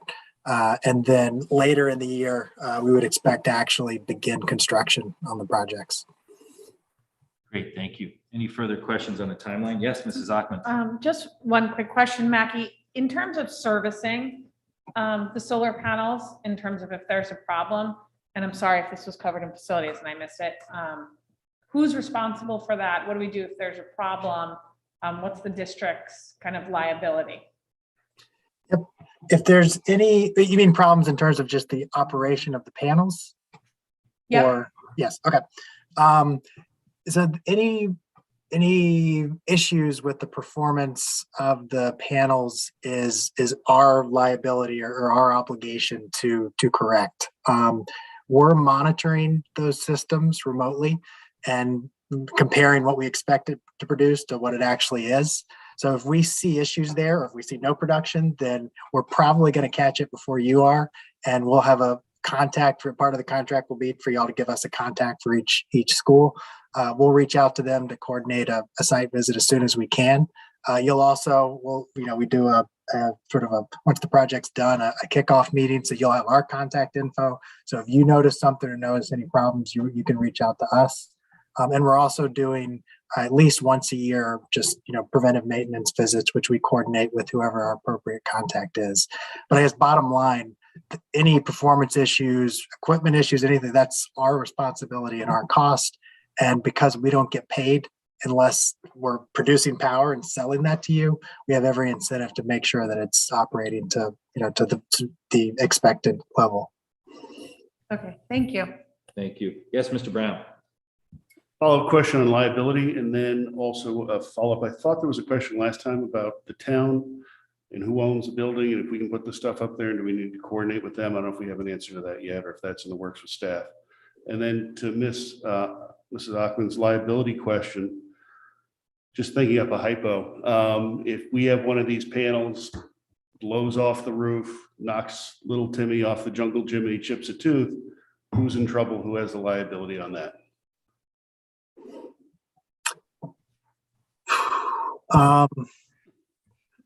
I'll have to. You can come back to me if you I'll have want to top come here. back on that. I don't know the answer to that specific situation. So good, you understand the takeaway. Yeah, I'm just trying to illustrate the point is who has liability for if this stuff comes loose or, there's physical issues with it. And that's part of my question. I appreciate Mr. Brown's hypothetical because servicing is great. And then in terms of liability installation, I assume you'll cover with the lawyers and everything as you do contracts that, installation being done properly and all that, the district would be free of liability. Yes. That's where I was going. Mr. Lynch, my understanding is as we have care, custody, and control over these buildings, I'm not sure what involvement town hall has. Have we clarified that yet? No, that has not been specifically clarified. If the first selectman signs the actual document as the property owner. Okay. We have solar on these buildings now. Yeah, we have so- solar at Ox Ridge and at the high school. Yep. And, Good. it's similar to power purchase agreement from 2009. Okay. So we'll get those good questions answered. Good. Thank you. Well, thank you both for joining us. Any other board questions or comments around this? Shout out to, I know Luke's been part of this. Shout out to Mike Lynch and his team, and Rusty Schreiner has dedicated a lot of his time over and above Ox Ridge in helping out with looking at this and providing some introduction. So again, kind of a good team effort. All right. Yes, Dr. Adley. Mr. Chairman, just to clarify, it would be our intent to bring back the PPA agreement once it's reviewed by council to hear.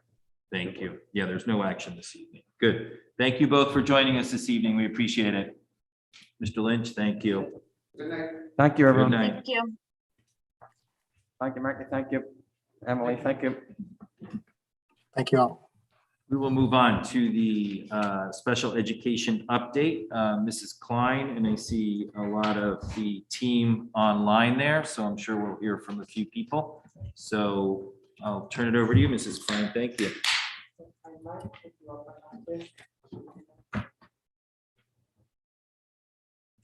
Good evening. Good evening. Ron? Yes.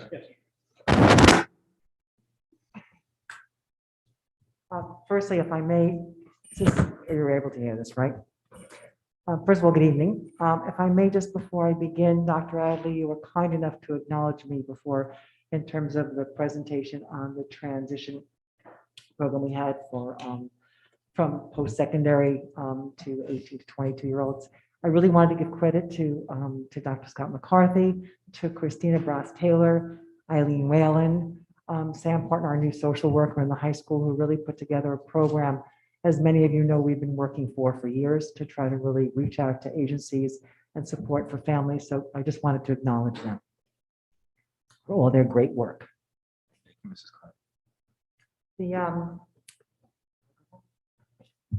I just want to start good evening to members of the Board of Education, to the families, to students and colleagues. Every year we thank you for this opportunity to come before you just to give you some updates and overview of our current practices and some of our programs in special education. Here with us this evening on our via Zoom, are our program directors. I'll begin with our youngest learners. Laura Straighton is there, our program director for ELP. Kristen O'Reilly, our program director for K through 5, and Scott McCarthy, our program director for secondary education for Middlesex and for DHS. Thank you all for joining us this evening. After I go through a brief presentation, they're all present for questions you might have for more detail on some of our programs. So thank you. And thank you to CDSP for a follow-up also on some of the questions and all the work you've worked with us this year as well. Thank you. So if I can start with, and Chris is kind enough, just for your information, the department structure, just to know who we are. I've made those introductions tonight, but I just wanted to acknowledge also we have department chairs in Middlesex, which is Teresa Fox, and we have Christina Brass-Taylor in our high school to support all of our programs as well. For the program overview, and you'll see it's consistent pre-K through 12, and the reason for that is we want to make sure that our students, as they go through our programs, have a continuum of services that really support them at different developmental stages as they go through elementary, middle, and high school. So to start with, going from different tiers of levels of instruction, when we look at one of the most integrated opportunities are for our general education and students who are in, for special education students who are in general education classes and receive related services only. So there may be a child who only receives speech and language service as a related service, and the rest of their time is spent in the general education classroom. The next tier that you look at is what we refer to as supplemental services within the general education classroom. So currently in our ELP program, which is the most integrated program, our students are there throughout the day. In elementary, in K through 5, there are special education teachers who, which is recommended by the PPT, will push into a general education classroom to provide supplemental services. And in middle school and in the high school, we have co-taught classes in English language arts as well as mathematics. Is this loud enough? Because it's not sounding like it. Yeah, you're fine. Fine. So if you look on the next tier, and again, the tiers change as PPTs recommend that students require more services. And when you look at that, very often they might have to be pulled out for services. And those services we look at as supplemental services that are provided by a special education teacher. In elementary school and middle school, we call them resource rooms. And in DHS, we usually use the Learning Center as the description of those programs. Those are programs that are taught by a special education teacher. They supplement instruction from the general education class, but they're more direct instruction in a separate environment. Also on those supplemental services, we have in our Middlesex program, we have the AIM program. In the past, that really is students are spending the majority of their day in general education classes, yet they have a home base to go to for a learning center or for a teacher that's there because they may need some support throughout the school day. That program goes into our DHS program and its core there. And again, students are in general education classes throughout the day. They'll have a learning center and core, but again, If they need to come in and get some support from a special education teacher, they're there throughout the day. Those programs also have a community component to it, as well as a therapeutic support to it. And then we move on again to students who might require a higher level of support. We do have modified classes. Our modified classes on middle school are in the ALC program, and in the high school are comprehensive classes. The ALC programs are small classes taught by a special education teacher in the content area. In high school, because the level of support that we require are our comprehensive classes, those are taught in the core subjects by a duly certified special education teacher who's also certified in the content area. That said, there are times that we may not have a teacher who's duly certified. In order to comply with what our recommendation is, we would have a content teacher in that classroom as well. That has happened more often in science. It's hard to have a duly certified teacher in science, so we've had to do that in the past years. And lastly, our specialized programs, and again, to make sure that we have a continuum when kids enter our programs in kindergarten and to support them if they require that same level of support. We have our DLC programs in the elementary school. Currently, they're housed at Hinley and Oxbridge. We have our ALC programs in Middlesex, and we have our Excel program in the high school. The emphasis there also, in addition to academic support and social emotional learning, is a vocational component, and you'll see as we go through our presentation of how we provide that opportunity. And most importantly, in this conversation has come up over the years of our post-secondary programs. So within our own DHS, we have programs that really support and prepare students for vocational or for other work activities. What we finally have been able to really do in our Excel program is really align ourselves with agencies and other local opportunities for post-secondary, whether it's Norwalk Community College or Ableist. We have opportunities or neighborhood programs for post-secondary to make sure our students are really prepared for that transition to post-secondary pathways.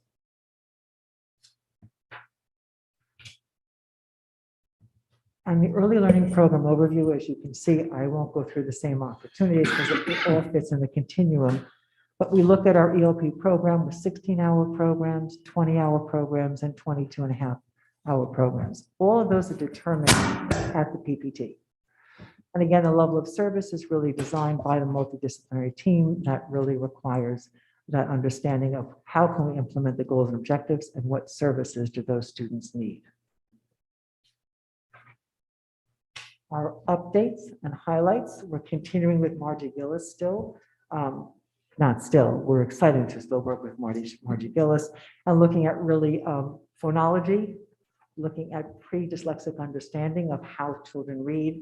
And this year, we've worked in collaboration with Julie Droller and Katie, as well as Chris, on really implementing the Hegarty program, which really looks at phonology in a very systematic way. It's actually being implemented in ELP, in kindergarten, in SRBI, and in some of our special education programs. Hegarty has, again, multisensory, scientifically research-based instruction that students have been very responsive to, and we're excited about rolling it out this year. We look at mathematics, again, everyday math is what we're using. And if you look at the framework, one thing to keep in mind as we go through all of these is we've had the conversation of special education should be supplemental. Children still need to access the same curriculum that all of our general education students are accessing. So when we look at the different programs that we use, the different fields we're going into, they're consistent with their peers in general ed. And it's just how do we have SDI to really support them?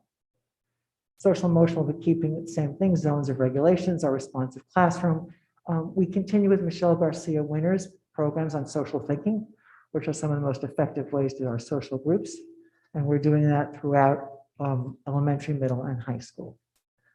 Our paraprofessionals continue to be trained in RBT and PMT to make sure that we have safe, de-escalating manners to really address behaviors, as well as some of the higher level supports for students. Instructional technology, It's our responsibility to continue to train all our speech and language pathologists. We've trained them in devices, augmented devices, and we continue to learn from other contracted service providers as well. Connected Dots is essential. It's part of Laura's program and how we really measure success for all students in her program. And it's been rolled out for 3 years now and been very successful.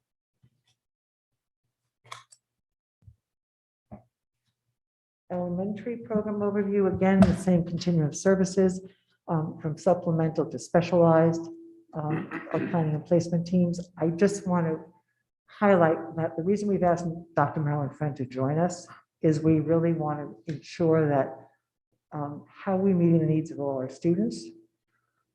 Do they need to be out of the classroom in terms of services we're providing? And what's the best way to make sure that we support their goals and objectives? So when we look at our supplemental and we look at our resource programs, we look at our DLC programs at the end of this year, somewhere around May, hopefully, Dr. Friend will come and we'll share our results of what our self-study is. Our literacy program is always multi-sensory, so we continue to train our staff in OG, Wilson, we use Spire, we use V&B, we use Seeing Stars, and of course, we're introducing Hegarty this year. Our math, we use the same, all the materials and attributes of our math programs. For language, we continue to make sure, as I said, that everyone is trained in that. The same areas of social emotional assessment training is a little bit different on these levels. It is our responsibility and requirement to implement new assessments as they come available. So this year we trained everyone on the WIAT 4, RAML and ADOS, which are achievement tests, memory tests, and tests for autism. Our self-study, again, Dr. Friend will be here back. She was here November 2nd. She was here yesterday and today. She'll be back in January 24th and 25th. Parent coffees, as you can see, continue to be part of our most essential way of relating and sharing with families, and we continue them in all of our schools, elementary, middle, and the high school. And lastly, not lastly, most importantly, you were kind enough to really support the assistant principals. And as we go through the year, we'll speak more to that.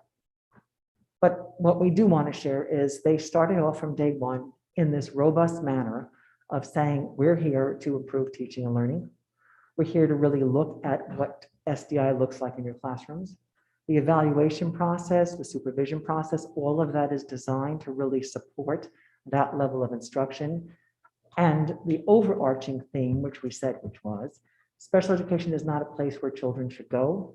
It is access to the curriculum in the general education class, and what can we do to work in tandem with our general education teachers and the curriculum that's going on in the classroom. So that has been their charge.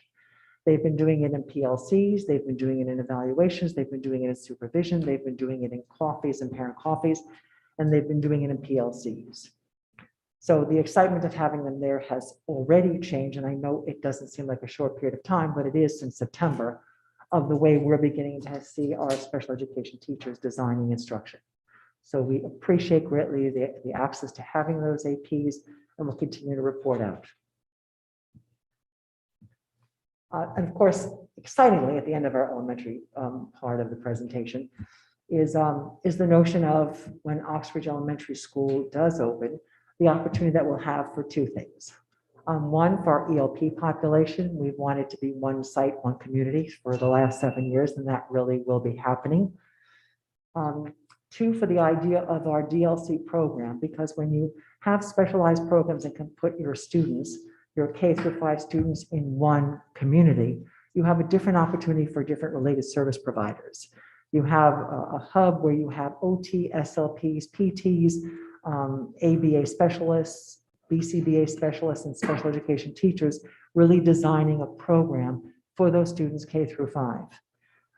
We realize that it won't be year one necessarily, but we are going to start working with families, working with staff, working with our related service providers to begin to build that DLC capacity to get back into the school. I did want to comment on Mrs. Offlin's question about furnishing. So very often Many of our students will have specific adaptive equipment, furnishings, and that's really recommended at the PPT level. So we provide that. And very often that will travel with them throughout school. So that's not in the original plan of furniture, but we're on that. So just so you know, that will be kind of the equipment follows students. So when a PPT recommends equipment, it follows the student throughout their educational career. It does change as students grow. And as far as the transition, I know Luke has spoken to that, looking at the FFE, we've considered that also because our rooms do have to have certain requirements also for many of our specialized learning. Sink areas, bathroom areas, that's all been done in the design. So again, thank you for everyone's commitment to making sure that we had a safe environment.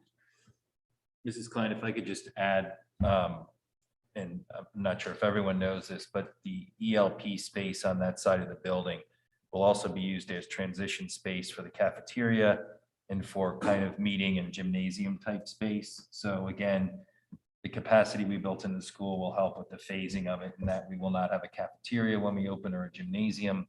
So there's a very detailed plan that Luke was part of, as was the rest of the school. I believe Katie was part of that too, as to we know the classrooms we need, and then we'll have some movement around in terms of lunch space and kind of play space. Thank you, Mr. Denny. We also consider equipment for playground also when we were looking at that.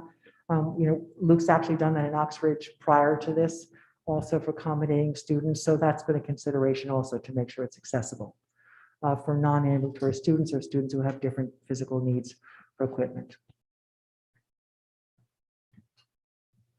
When we come to middle school, again, you have the same continuum of services. This describes, and at your time, you can look at it. Just to keep in mind also that we do have 3 speech and language pathologists in the middle school. We have 3 school psychologists, and we have 1 social worker. So as we know that, over the last 2 years, in terms of challenges of really addressing the mental health needs of all of our students, having a robust clinical staff has really helped to support them during our time and our staff. We also have 6 school counselors in Middlesex. So again, those are resources that really can address all of our students' needs. As far as our co-taught classrooms, we spoke to that. We spoke to the AIM program, and we spoke to our learning centers. The one thing to keep in mind also, again, in terms of our ALC, is again, we begin to have that nexus between middle school and high school. We have a little cafe in middle school now also that our students have designed and are working. So we make sure that we're vigilant about giving them opportunities to really be part of the community and making sure that they're really designing exciting vocational ideas. Our program highlights consider, again, multisensory reading, going through that. I think the one area that's different in our instructional focus in middle school, as well as high school, is really looking at ongoing refining of co-teaching implementation. What our focus is making sure that with all the work, Marilyn Friend's been with us 3 years with DHS and 2 years at Middlesex, but making sure that we just don't stop. New staff has to get trained, new administrators have to get trained, and making sure that we're really monitoring and supporting our co-teaching methodologies. Focus on mini lessons continues also to be part of our middle school scope and focus. Our parent coffee series is again essential. They're posted. We have actually finally gotten our website to really be more accessible and have more connections. So all of those parent coffee series have opportunities for being posted and are available. We've been using Zoom as our platform, and that's been very helpful. More parents have been able to attend. And we've been excited about having both mother and fathers and different parents and guardians able to access that throughout the year. The next series to look for is our articulation series, and that will be coming up for 5th to 6th grade. Many of you are familiar with that, and that will be our next series. In Darien High School, again, looking for our highlights, same continuum of services that we ensure. Focusing again on our transitional opportunities for post-secondary as well, and learning a lot about assistive technology. So the idea of really having assistive technology so our students can become more independent and making sure they use those devices for that purpose, and they can do that. So we have a strong emphasis on that as well. And our parent coffee series continues there. One of our most popular ones are Did You Know? That's already been completed this year. In all of our, we'll speak later to it when I get to that slide also, is that there will be a new IEP being rolled out as of July 1 of 22, Connecticut Seeds. So we'll be speaking to that also. And we will be rolling out parent training for that in the spring as well, consistent with the rollout from the Connecticut State Department of Education. We're looking forward to 8 to 9 articulation PPT workshops that will be coming up shortly also in our parent coffees. Unified sports will continue and best buddies. And we're also looking at opportunities for rolling one out in the middle school, and we'll keep you posted and updated on that as well. And lastly, on Connecticut Seeds, IP Direct is something everyone's become familiar with. And whenever a state shifts over to an entire new operation system, there's a great deal of training that's involved. Kristen has really worked strongly with the Connecticut State Department of Education. Our new APs are really rolling it out in their respective buildings in the elementary school. Our chairpersons in secondary will be doing it alongside the program directors as well. There is a schedule that comes from the state. We are not one of the piloted districts, but we will be required to begin to roll it out in July. Superintendents participated in a workshop also to be informed, so we'll keep you updated as we're updated, but know that it's ongoing training, and as the state provides it for us, we participate. There's actually every Monday afternoon, there is a phone-in time that we can use, and that's been consistent since the beginning of the year for ongoing help. Just so you know, there was an error. It wasn't really 805, it was 804 students last year. There's one off in the CDAC. So when you look at the numbers, just know that it was really 804 students. As you can see that we are up to 873 students. Just keep in mind that CDAC is October 1 to October 1. So that's not what it looks like by the end of the year. You can see that 804 was very flat. It was during the time of COVID. There weren't as many opportunities for evaluations initially.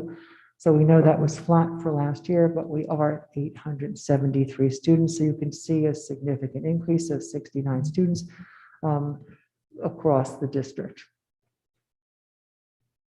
The prevalence in special education, which does change based on that, you can see it continues to be speech and language as one of the overarching prevalence, as well as other health impairment. Learning disability is also your third, and then you can look at the other areas that really have remained pretty much the same. And of course, there's a glossary of acronyms every year, just for new families also who are not familiar with it, to be comfortable knowing about some of the language that we use, and it is statewide and very often nationwide. And our program directors are here also for any questions that you might have in any of the areas we discussed tonight. Thank you again for all your support and your continuation support, and all of the families and students and colleagues for all that you do every day. Thank you. Thank you, Mrs. Klein, and thank you to the team. I know it's a collaborative effort to put all this information together, so thank you for the overviews. Mrs. Klein, I'll just start out with a real quick question on CT SEDS. Since we're in budget season, is there a cost associated with that? And it seems like, is it a project? And you may not have the answer now, but it'd be nice to understand, are there resources that you need to implement it well while doing your day job? So just kind of that thought process. It scares me that it's coming from the state, as do all these things, but like, let's make sure you have what you need from a resource standpoint, and of course the dollars. So on an individual school level, the state informed us that they're going to give a small stipend. We can have 2 people in each building, and they will give a small stipend to support that. That said, it's a small stipend to support that. We're already working with Kristen's arranged with the assistant principals in the elementary school to do it. Scott's working with the chairpersons. So I think we're okay on enrolling out. The real challenge is going to be taking all of that data that we currently have in IEP Direct and downloading it. And when they speak about it, it's a little bit nerve-wracking of like, we're just going to take all this data and put it there. What's going to happen to it? I think they're saying that Frontline, which is, we've already, and Rich can speak to that, we already pay for Frontline, which runs the operation. That's dollars we've already spent. So we'll be continuing to use that, and they kind of speak to each other, the new system and frontline. So we're hoping that will be it. We do pay IEP direct, so hopefully the dollars that are allocated to that will be able to use that. But I will continue to reach out to the state and inform Rich of what we may need to do. But right now, I think that's our understanding. Thank you, Mrs. Klein. I will open it up to further board questions and comments. Mrs. McCammon. Staying on the topic of SEDS to start, is there a reason that the state is mandating that change? Is there a change? Is this just a switch of technology, or is there something that the state is trying to do differently? Are the goals differently structured? Is there an educational reason for this change? So the goal is really wonderful, Ms. McCann. The goal is that, look at this, every student will have a drawer. So they'll have a drawer, and in that drawer will be SRBI, will be RTI, will be AIMSweb, will be everything that belongs to that student. It'll tell the story of the student. In addition to that, it will crosswalk with Medicaid, it'll crosswalk with other systems, it will crosswalk with SBAC. It will eliminate a lot of the state reporting that happens now. In other words, CDAC will not, you won't be seeing CDAC. That will all be part in one large repository. So the notion of it, and there is a new IP. The IP will look different, and that'll be training also. It's similar to what we have, but it's supposed to be friendlier and have a stronger parent voice. So the notion is that it will be a much friendlier system, more accurate reporting. And in the long run, once we have the first PPTs in 22, 23, we'll begin to roll everything into that data system, and you'll be able to have a much more cohesive student drawer and be able to access that. There also will be a parent portal. So that will have a piece also. That would be wonderful. Yeah. Fingers crossed. Thank you, Mrs. McCammon. Other board questions, comment? Mrs. Achman.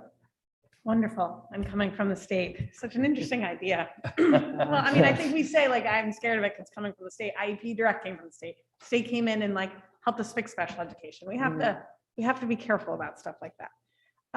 Can we talk about, we have 69 extra students, or sorry, that's the wrong way. Extra, we have 69 more students that are utilizing special education. Can we talk a little bit about caseloads? Are we within our best practices for caseloads? Do we have areas that we're stressing that we should know that we might need more providers, or are we meeting kids' needs? Just kind of give me a perspective, knowing that we have more students than maybe we could have anticipated. So yes, we have additional 69 students. And yes, I'd say, and we certainly will look at it, our high school right now. So we're looking at 24 more students in the high school. The high school was already very large in terms of numbers of caseloads for our practitioners to begin with.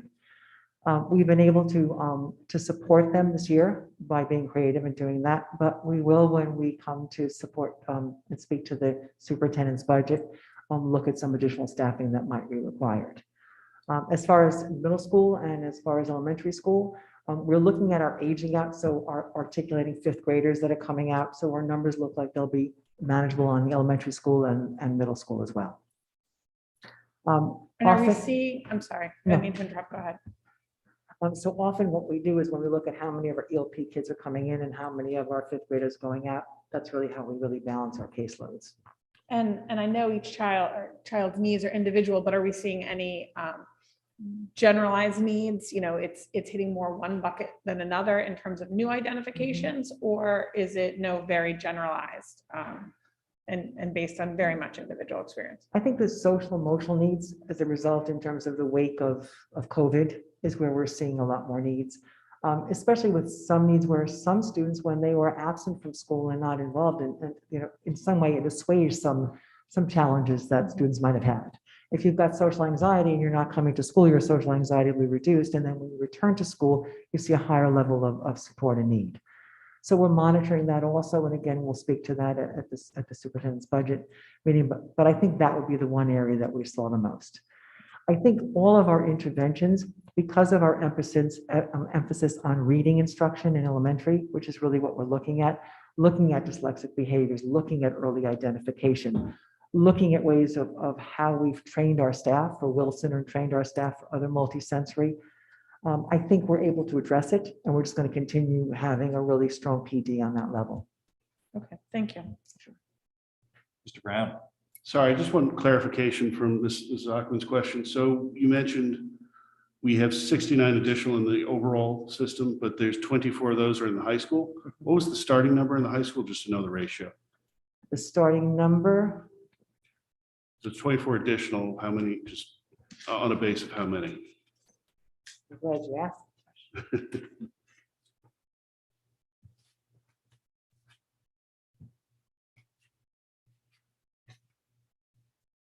You can come back to me, Cheryl. I got those. I actually have them by heart, because I know it was 804 to 816, but I don't have the exact number of the high school, so give me a moment. There it is. So we started with, on 2021, October 1 to October 1, just about, okay? We had 254 in the high school, now we have 278. All right, so it's 254 plus 24 is additional. So it's about a 10, just under 10% difference, which is about the same. It was like a 9 and change for the entire population. So pretty close. Okay. Thank you. Thank you, Mr. Brown. Any other questions or comments or thoughts? Mrs. McCammon. Staying on the chart with the numbers of students. So looking at the 1 year change, that is pretty significant, but looking at that 5-year trend, it's also a pretty big growth. Can you talk a little bit about what we're seeing on the 5-year trend? Because you know that isn't as explainable by the last year. It's consistent with the Connecticut, with the trend that's in many districts. Ms. McCann, just so you know, we've seen that trend, and when we compare ourselves to other districts also, we're higher, but it's certainly that has been the trend. I think it's many things have happened, and we've spoken to that. One, identification. You know, we've improved our way of really assessing students. I think we've improved our way of really looking at students diagnostically, both formally and informally. So that may be part of it. There's also numbers that have really changed. If you look at the autism numbers right now, and it's 1 in 44, and if you would have had this conversation with us 5 years ago, it was 1 in 80. So I think a lot of trends have changed also in terms of identification. Now, again, the number increase in looking at autism spectrum disorder is because, again, tools and assessments we have to really make those determinations. So I think both things have occurred. I think identification, I think the band of how we measure different learning differences has changed as well, and our tools in doing it. So building on that, given that I would think that as we move forward, we only get better at identifying learning differences. Yes. Do we see this number continuing to grow, or how are we looking at that in a long-term way? It's hard to hypothesize, but I will say this. When we look at instruction in general education and we look at our practices, and that's why I'm saying I think the overarching piece is having this crosswalk between general ed and special education. So when we look at, let's use Hegarty for an example, we're doing that in our classrooms. We're doing foundations in our classrooms. You know, we have our first cohort after last year that went through foundations for 5 years. I think as we look at the robust program we have in general ed to really addressing literacy, we may very well see a reduction or a need for special education as we do that. So that's one part of it. The other part of it is, and again, not knowing, it's your student population. You know, you have students, if you remember 1 year, we had 68, I think it was, remember that year where 68 students moved in with IEPs. So that's an anomaly, and that was an incredible number to have that year, and you'll see those. So I think it's student population, I think it's early identification, and I think it's really looking at our crosswalk with general ed and SRBI. Mrs. Best. Thank you for the presentation. Thank you always, everyone, for a glossary. Just a question on the educational classifications. Does that look different over a 5-year trend? I looked back at last year and it looked pretty steady. Would it be pretty steady with a bigger picture? I think again, it's your student population, and also since we know that ASD trend has been really 1 in 44 students as opposed to 1 in 80 students, we very may well see a trend of increase in that. Thanks. Mr. Sini. I hate to talk about economics or special ed in economic terms, but it sounded like as you were answering Jill's question that by identifying the students earlier, we might be more productive or better meet their needs, through their life cycle in the Darien Public Schools. So maybe the intensity of services is, we're not playing catch up, if you will. Is that a good way to think about it? It is, and it also is that early identification shows that there might be also early exiting from special education. If you really, and that's why Margie Gillis, and she's been a wonderful support. If you look at early childhood and the acquisition of reading in pre-K, kindergarten, first, and you really have intensive services there, you might see, if not a decrease in services and exiting of services as you go on in the years. Thank you. Thank you, Mr. Sini. Mrs. Ackman. Well, I think to Mrs. McCammon's question, it's important in terms of long-term planning, because we've seen this many years. I mean, Mr. Maroney and I have discussed bubbles going through, and what does that mean, right? Year after year, we go back and forth at each other about bubbles. But this year is another great example of saying we planned as best we could. And yet what we're still doing as a district, and we should be proud of, is meeting the needs of 69 students that want to and need to learn just like their peers. And so I think it's a credit. It also shows the hard part about planning, because you can plan as much as you can in forecast. But if 69 kids show up and have needs, we are committed to meeting those needs. So I think that's an important kind of, we can't quite map this out or Excel spreadsheet this as much as we can, because the kids are dynamic. And if we're catching them earlier, all the better for it. So thank you. I'm not entirely sure how you all do it sometimes, but I do think, once again, we're in a year that illustrates, even with our best estimates, one, this is difficult to plan for, and two, we are committed to planning for students. And I certainly hope that continues. Thank you. Thank you, Mrs. Ackman. Mr. Maroney. Yeah, so we've done, and thank you for the presentation, and to Mrs. Ackman's point and everyone's point of all the work that's being done. Question going back to the SESSAPs and the school psychologists that were done 2 years ago, is part of the rationale for bringing them in was too much time was spent in PPTs, and we wanted to have diversity, but there was also a little conflict about the SESSAPs, and that they were going to be only in special ed. So I'm curious, do we have a breakdown of how much time is being spent in SDI, PPT, and general ed for not only the SES, the school psychologist, the general AP, and the regular principals as well? Do we have a breakdown of that? We haven't done the numbers on that. We certainly could run that. It will change also, of course, as we go through the year and as more referrals come in, but we certainly can do a snapshot and look at it from September to January. Yeah, I realize it's early and you're still working through the kinks, but I think it's something that we need to try to track going forward. Be glad to. Thank you. Thank you, Mr. Maroney. Mrs. Klein, have you seen with the increase, and I worry about the challenge with getting teachers, getting paras, getting folks to provide some of these services. How are you managing that? And if the trend continues, we had always looked at investing in where we could do it best ourselves and keep the students in-house, so to speak, versus putting them to outside services. Do you see that shifting? And going to more outside specialized services based on sometimes an inability to find the right people to come in and be part of the team? And how do you see that a little bit long-term? I think it's, again, hard to predict long-term, Mr. Dean, because it depends on your cohort of students. I can tell you from last year to this year, we have 2 less students that have been IEP placed. So we have 2 less than last year. That said, it depends on students who move in and what their needs are, as well as what we have. But I don't see the trend as going up. I think as we build programs, we're better able to address our students' needs. Again, it could change if you have a different population coming in. But I think we've gotten much better. I mean, if you look at our DLC program, when we started here 7 years ago, in Hinley, there was 1 student. There are 13 now. So I think that's really, a support of all of the wonderful work our special education teachers and clinicians are doing, and administrators. So our hope is we continue to build programs to keep our students here, and that number should actually decrease, again, depending on student need, if they need a more intensive environment. Mr. Brown. Shirley, just to follow up from something that Dennis said, and I apologize because I didn't prepare in advance, but going way back to when we were about to put in the new school psychologist, you'd given a main presentation, then you had a follow-up presentation. And in the follow presentation towards the end of that slide deck, probably the bottom right of the slide, was sort of a breakdown of our DERG and what the breakdown was of the school psychologists versus social workers.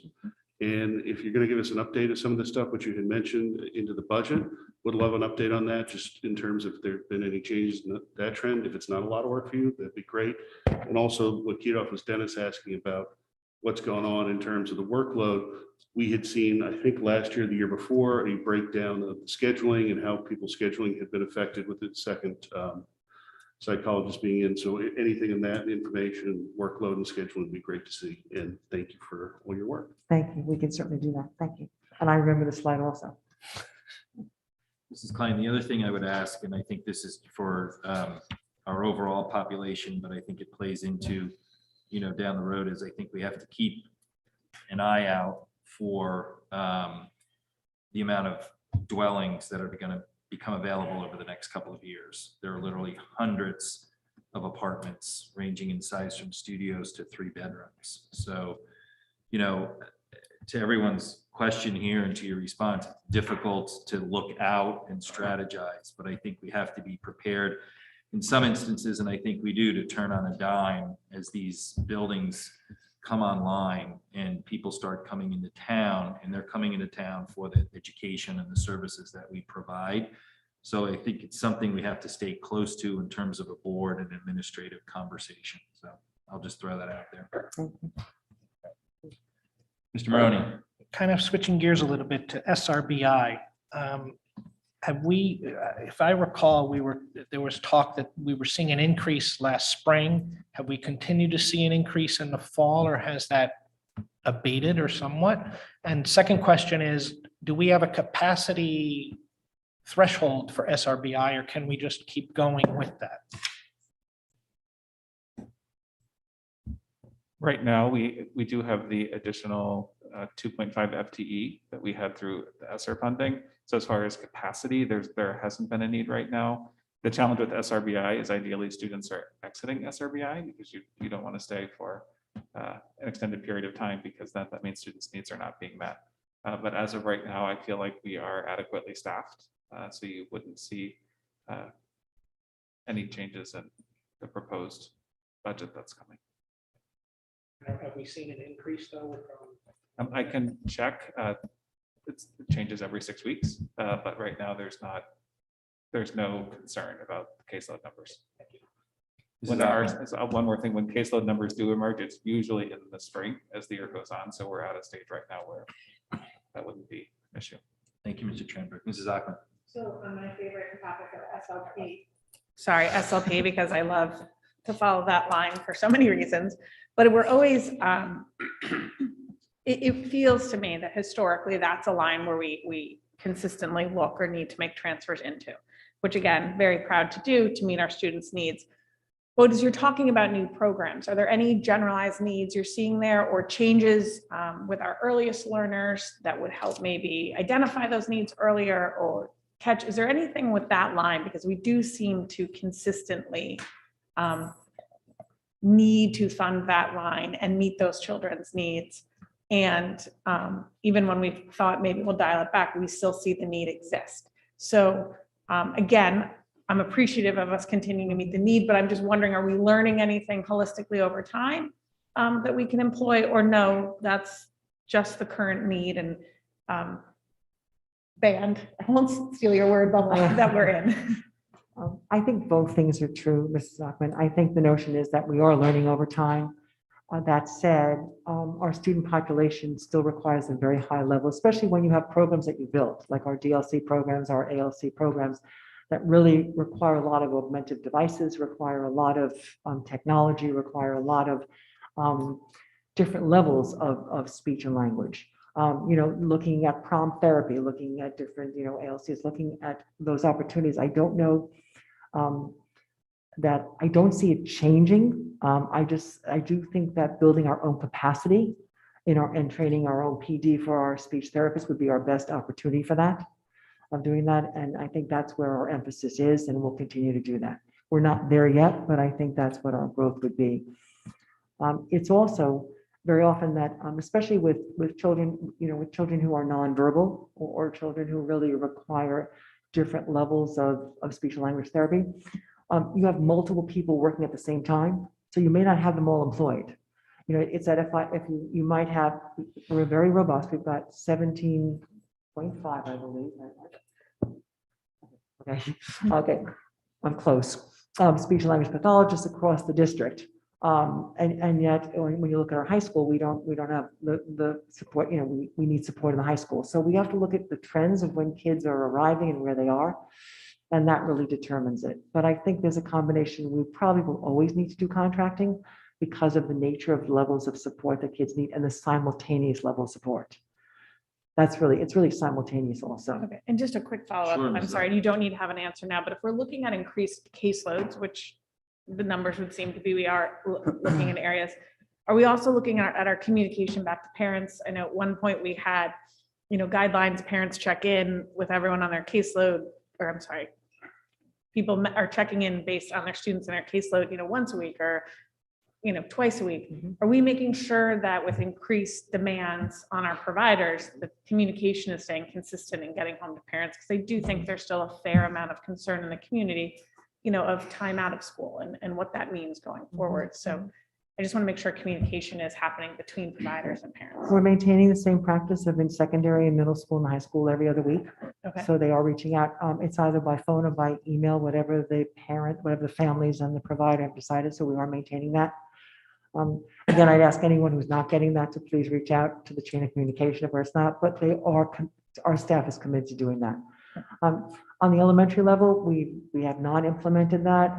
It's a very different design, but very often PPTs will recommend that there's a weekly communication book.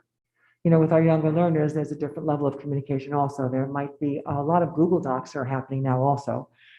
In the elementary school, we're using Google Docs and at Middlesex as well to communicate with parents. Parents can write in of what's going on at home. Teachers write in of what's happening in school. So we have been able to be efficient by using electronic communication also. Thank you. Mrs. McCammon. Go ahead. Hold on, Jill. Dr. Adler. I would just not clarify, I would just reiterate what Mrs. Klein said just about the need to, they're not her words, but the need to address SLP and how we're providing it at the high school as we move forward. I'll leave it at that. Thank you. Mrs. McCammon. Looking specifically at the category of learning disability, now I know we have a lot of children with learning disabilities who might be classified otherwise, but I know we've done a tremendous amount of investment in reading related disabilities. Are we seeing any growth in mathematically related disabilities? Are we doing some future planning for kids? Are you seeing any changes in the classifications there, and specifically interested in math? No, I mean, I haven't, Ms. McCann, but I can certainly ask the other program directors, if they've seen that. I haven't seen a trend in that, honestly, in terms of dyscalculia or math I'd say over a decade. Now, you're right. Maybe it's because the predominant, learning difference is in literacy, and we don't focus as much on the mathematics. So it might just be the way we're focusing on it. But I have not seen that. I haven't seen that in the trend. Thank you. Thank you, Mrs. McCann. We have the whole team on here. Any other questions or comments from the board around this? Good. Mrs. Klein, any last comments, you or your team? No, just thank you for all your support and working with us. And as you said, Ms. Hockman, that we're able to really address the needs of all our students, and we'll just continue to do that. Thank you. I would just close out by saying that and visiting the schools, the care and dedication of our support staff from ELP up to high school students is just absolutely phenomenal. I mean, it does make you extremely proud of the work that they do. So congratulations to the team. Thank you. Thank you, Mrs. Klein. Thank you for the team on Zoom. Thank you for zooming in, being with us this evening, and for all the hard work in organizing the presentation. Thank you. Happy holidays. We will move on to update on diversity, equity, and inclusion. Dr. Adley and Mr. Tranberg. Good evening, everyone. The memo includes our last DEI update, as well as just links to the initial memo and the slide deck regarding the work that the equity team is going to complete. Just trying to keep everything in one place for ease. So that is there. Since we last had an update at the end of October, the middle school did bring in the Anti-Defamation League to address some of the anti-Semitic behavior that was happening. The program occurred over several weeks with hearing from firsthand someone related to a Holocaust survivor. There was also a high school student in a nearby high school who shared some of her story about dealing with bullying related to anti-Semitic behavior as well.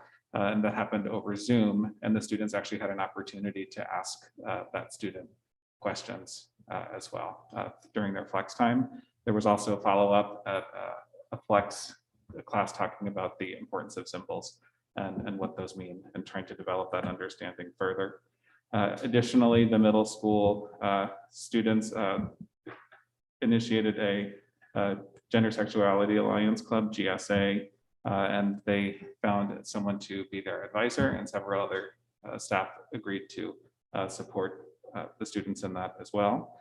And since we met in October, Ken Shelton was here during our professional development on election day, at which time he met with our middle school staff and he met with the high school staff. And he also met with a group of middle school students and high school students, knowing that he may not be continuing that work, but we were trying to offer a space for students to have a conversation and engage in some of their experience and learn about Mr. Shelton's experience as well. At the high school, additionally, there have been some focus groups, and from the focus group, there also came a student leadership forum. And so these are students who are wanting to partake in the work. And from that group, another partnership is emerging with ADL to bring in the Names Can Really Hurt, the Names Can Really Hurt Us program, which is to the board's question, were there other things that might happen? So here are two collaborations with the ADL that have come since then. As far as continued work with Mr. Shelton, we did have him contracted for some work, and there were additional funds requested. So all the work that we've done with him so far is under what we had initially contracted. And I will say in the initial presentation of Mr. Shelton, I talked about him being a consultant. And the importance of a consultant is they're not here to deliver a program, because with the DEI work, right now we need to build the capacity of our staff, our students, and our administrative team. And that's what this partnership with him is designed to do. There is no Ken Shelton method of doing the work. He's here to evoke the talents of our staff. And I will say the very first week I was here, not on the topic of DEI at all, but I was working with another outside contractor that the district has worked with for years. And he welcomed me to the district and he said, I want to let you know that your administration and your teachers are raging with talent and competence. And that is absolutely true. This area is an area where we need to learn. And Mr. Shelton was selected because he can evoke the talents and make sure we remain excellent in the area of DEI. I also hear and understand concerns about a specific article or blog post that Mr. Shelton had written. He's also written other things and he's presented on other things. On an unrelated topic, one of my favorite authors in educational leadership wrote a book on a philosophy of instructional coaching. That does not resonate with me. I like someone else's approach to instructional coaching, but I have not canceled that author to do other work. And so I just want us all to keep that in mind, that we have many positions and we have many levels of work that we do as professionals. And Mr. Shelton is not here to work with Darien Public Schools on grading. So I just want to make sure that is clear for the record. So the final portion of the memo talks a bit about if we do not have a transfer to work with Mr. Shelton for the other services as originally presented, we would really focus on having him return to do some work with the DEI team and the faculty. And if those services can be expanded, that goes to our community partnership, and really working with those student groups as well. So that's all. That's a high level summary of the memo, and I'm glad to answer any questions. So we Thank have, you, Mr. Tranberg. Go ahead, Dr. Abbott. so again, we have adjusted the plan accordingly, given that we haven't come to closure on this issue. I wish we would come to closure, to be honest with you, as quickly as we possibly can on this particular issue, because it's important to our kids and it's important to our staff. I think in many other issues, we would actually come to closure more quickly, in all honesty. But that being said, we've modified it so that in the event if the transfer doesn't go through, then Mr. Shelton can complete something and not just be itty bitty doing bits and pieces and have to leave again. At least it is completed. So it's with that intent that I would look forward to January of bringing that transfer forward and hopefully with approval to move forward with the important work. And yes, as Christopher said, he's not here to take away AP classes and deal with grades. He's here to deal with inclusion. Actually, if we deal with inclusion, diversity and equity will follow. And that's the main thing our kids need. And to give them the voice in that and to support our staff through that. So I just want to, I recognize what people say and I recognize what they're citing, but that is not his charge to do that. And anyone that we get to do this work is going to be confrontational to some degree in some capacity. It's thought-provoking and it's difficult work. I'm totally confident in his ability to do that. He's worked with CES, which is our RESC, to do trainings across the region. He's done professional development with staff, not just recently, but like 2 years ago, and was very well received. He's been extremely well received by the kids and they're extremely well received by the staff since. So I'm confident that he can continue the work. But with that, we'll be bringing the transfer request forward to the board. Thank you, Dr. Riley. Mr. Tranberg, can you give a little more detail on the work that he's done? I've heard very positive comments from students that he's met with specific to the high school, a number of students that I've spoken to. So I think what helps the board and what helps everyone that's paying attention in the community is, what has he done up there? What does the work product look like? What is the end product of that work? And, we heard, I think during one session, I think actually Mr. Shelton said it himself, that one of the takeaways from meeting with the students at the high school was they weren't feeling they were being listened to and that we needed to do more listening. So I think it would help knowing that what's the work that's been done? When are we going to see or hear about that work? Even if it's part of a bigger picture. And that, to reiterate, so far what I've heard has been positive in terms of his interaction with the students. I mean, he is a teacher, he's an educator, so. So his work with students was extremely limited. I think he had 75 minutes with the high school group and 75 minutes with the middle school group. So as you can imagine on this topic, that is not much time to dig in deep. Well, I don't know necessarily what the topic was or what the questions were. I know he made a comment about what he got out of the session. So what occurred in that session is he told a bit of his story and his experience. Because when you're doing equity work, at the heart of it, it comes to story.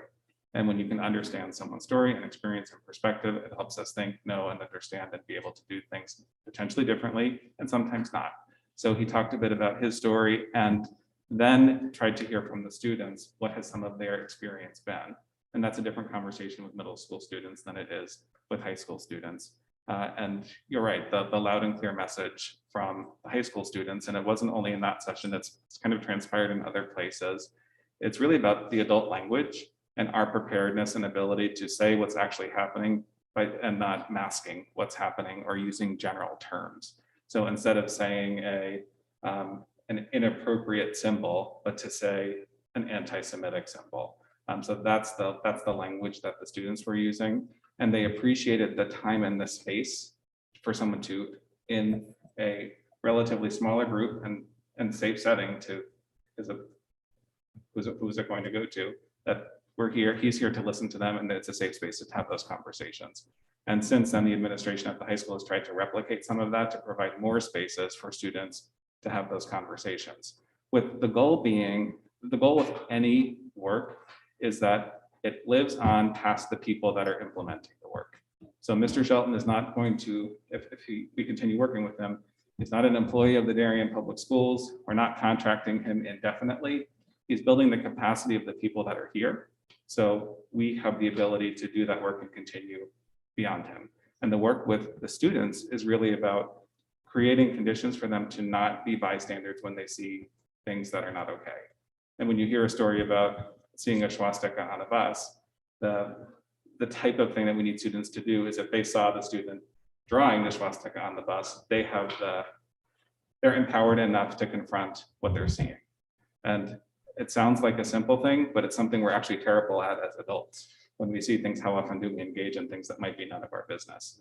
So what this work is at the core is we're asking students to be brave and courageous enough to do things that we have a really hard time doing ourselves.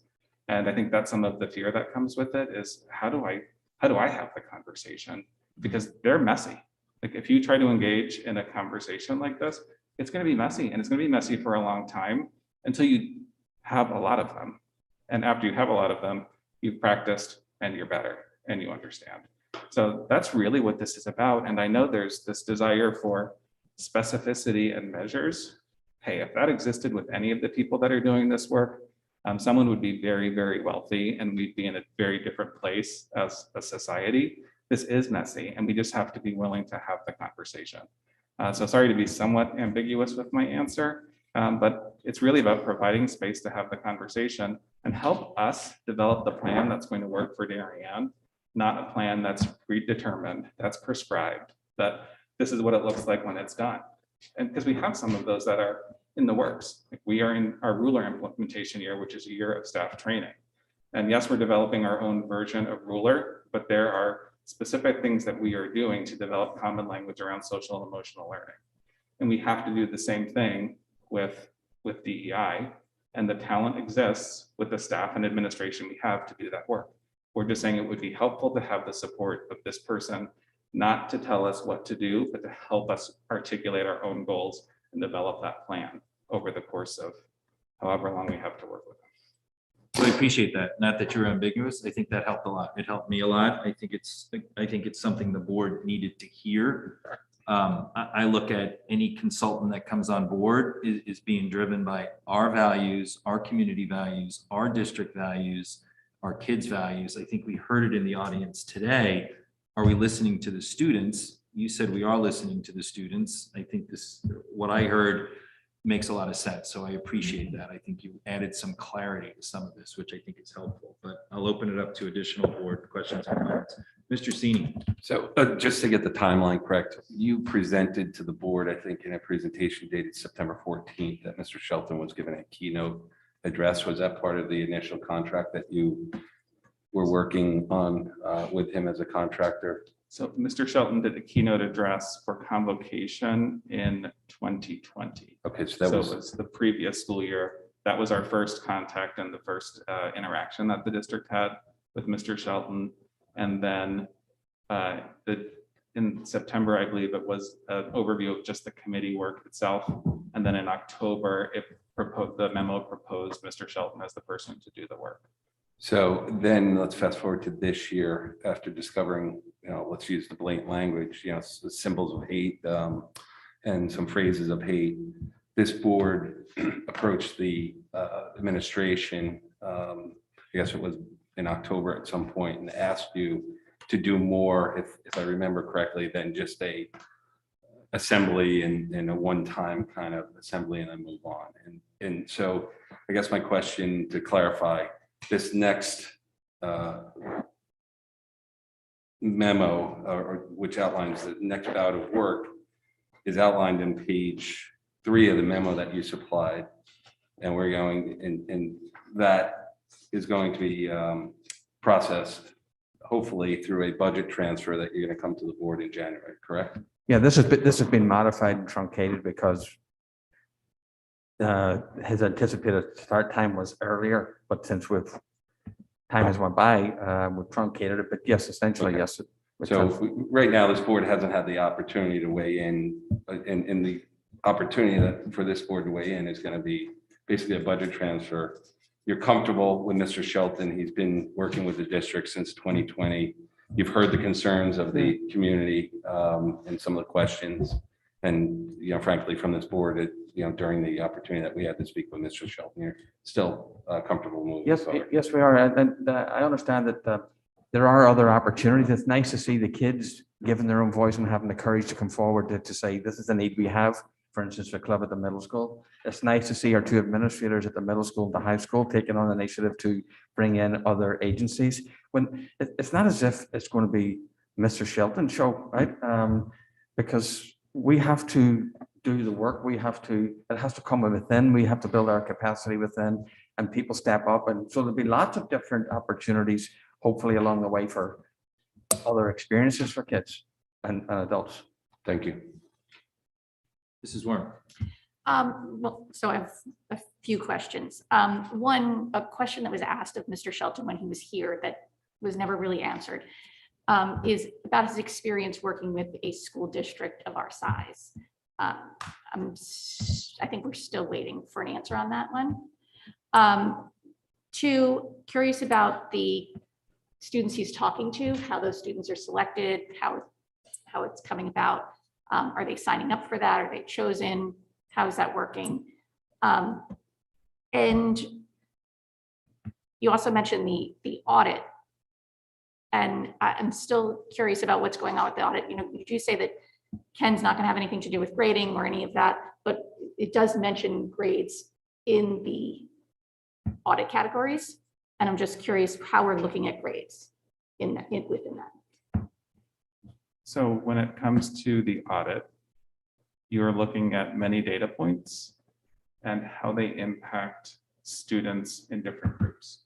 So it's whatever their current grades are. So if we're using report card grades, or we can use GPA, it depends on the data point that we decide to use when the audit is designed. And you look at that data point across, say, gender, special education, identification, race, socioeconomic status. And then from there, where disparities exist, where there's overrepresentation of a subgroup, that's when you just determine specific actions and goals for those areas. So grades in that context is related to how students are currently performing, not about grading practices.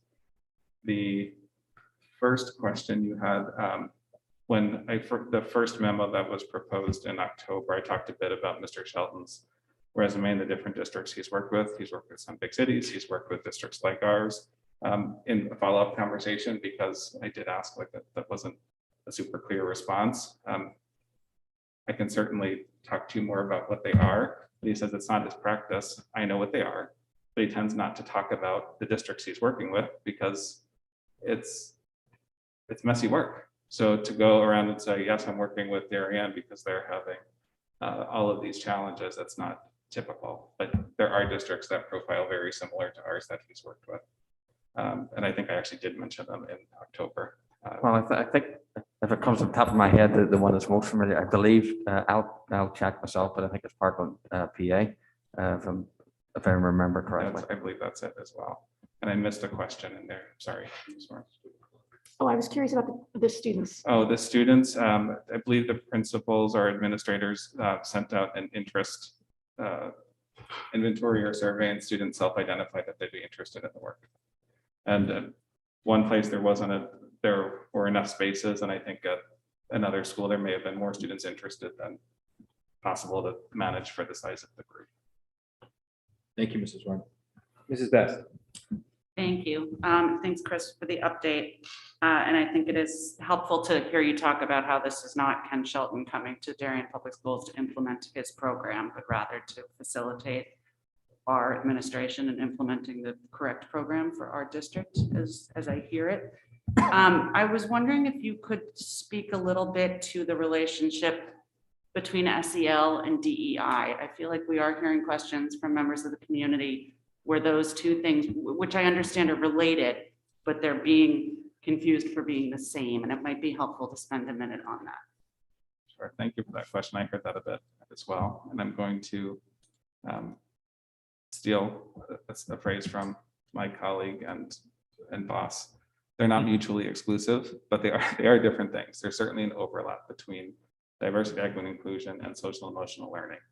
Diversity, equity, and inclusion is really looking at the differences that exist and the disparities that might exist as a result of differences. When you're talking about social emotional learning, it's looking at what are our understandings of ourselves and how we work with others and how we navigate the world through our, I'll say emotions, but that's an oversimplification.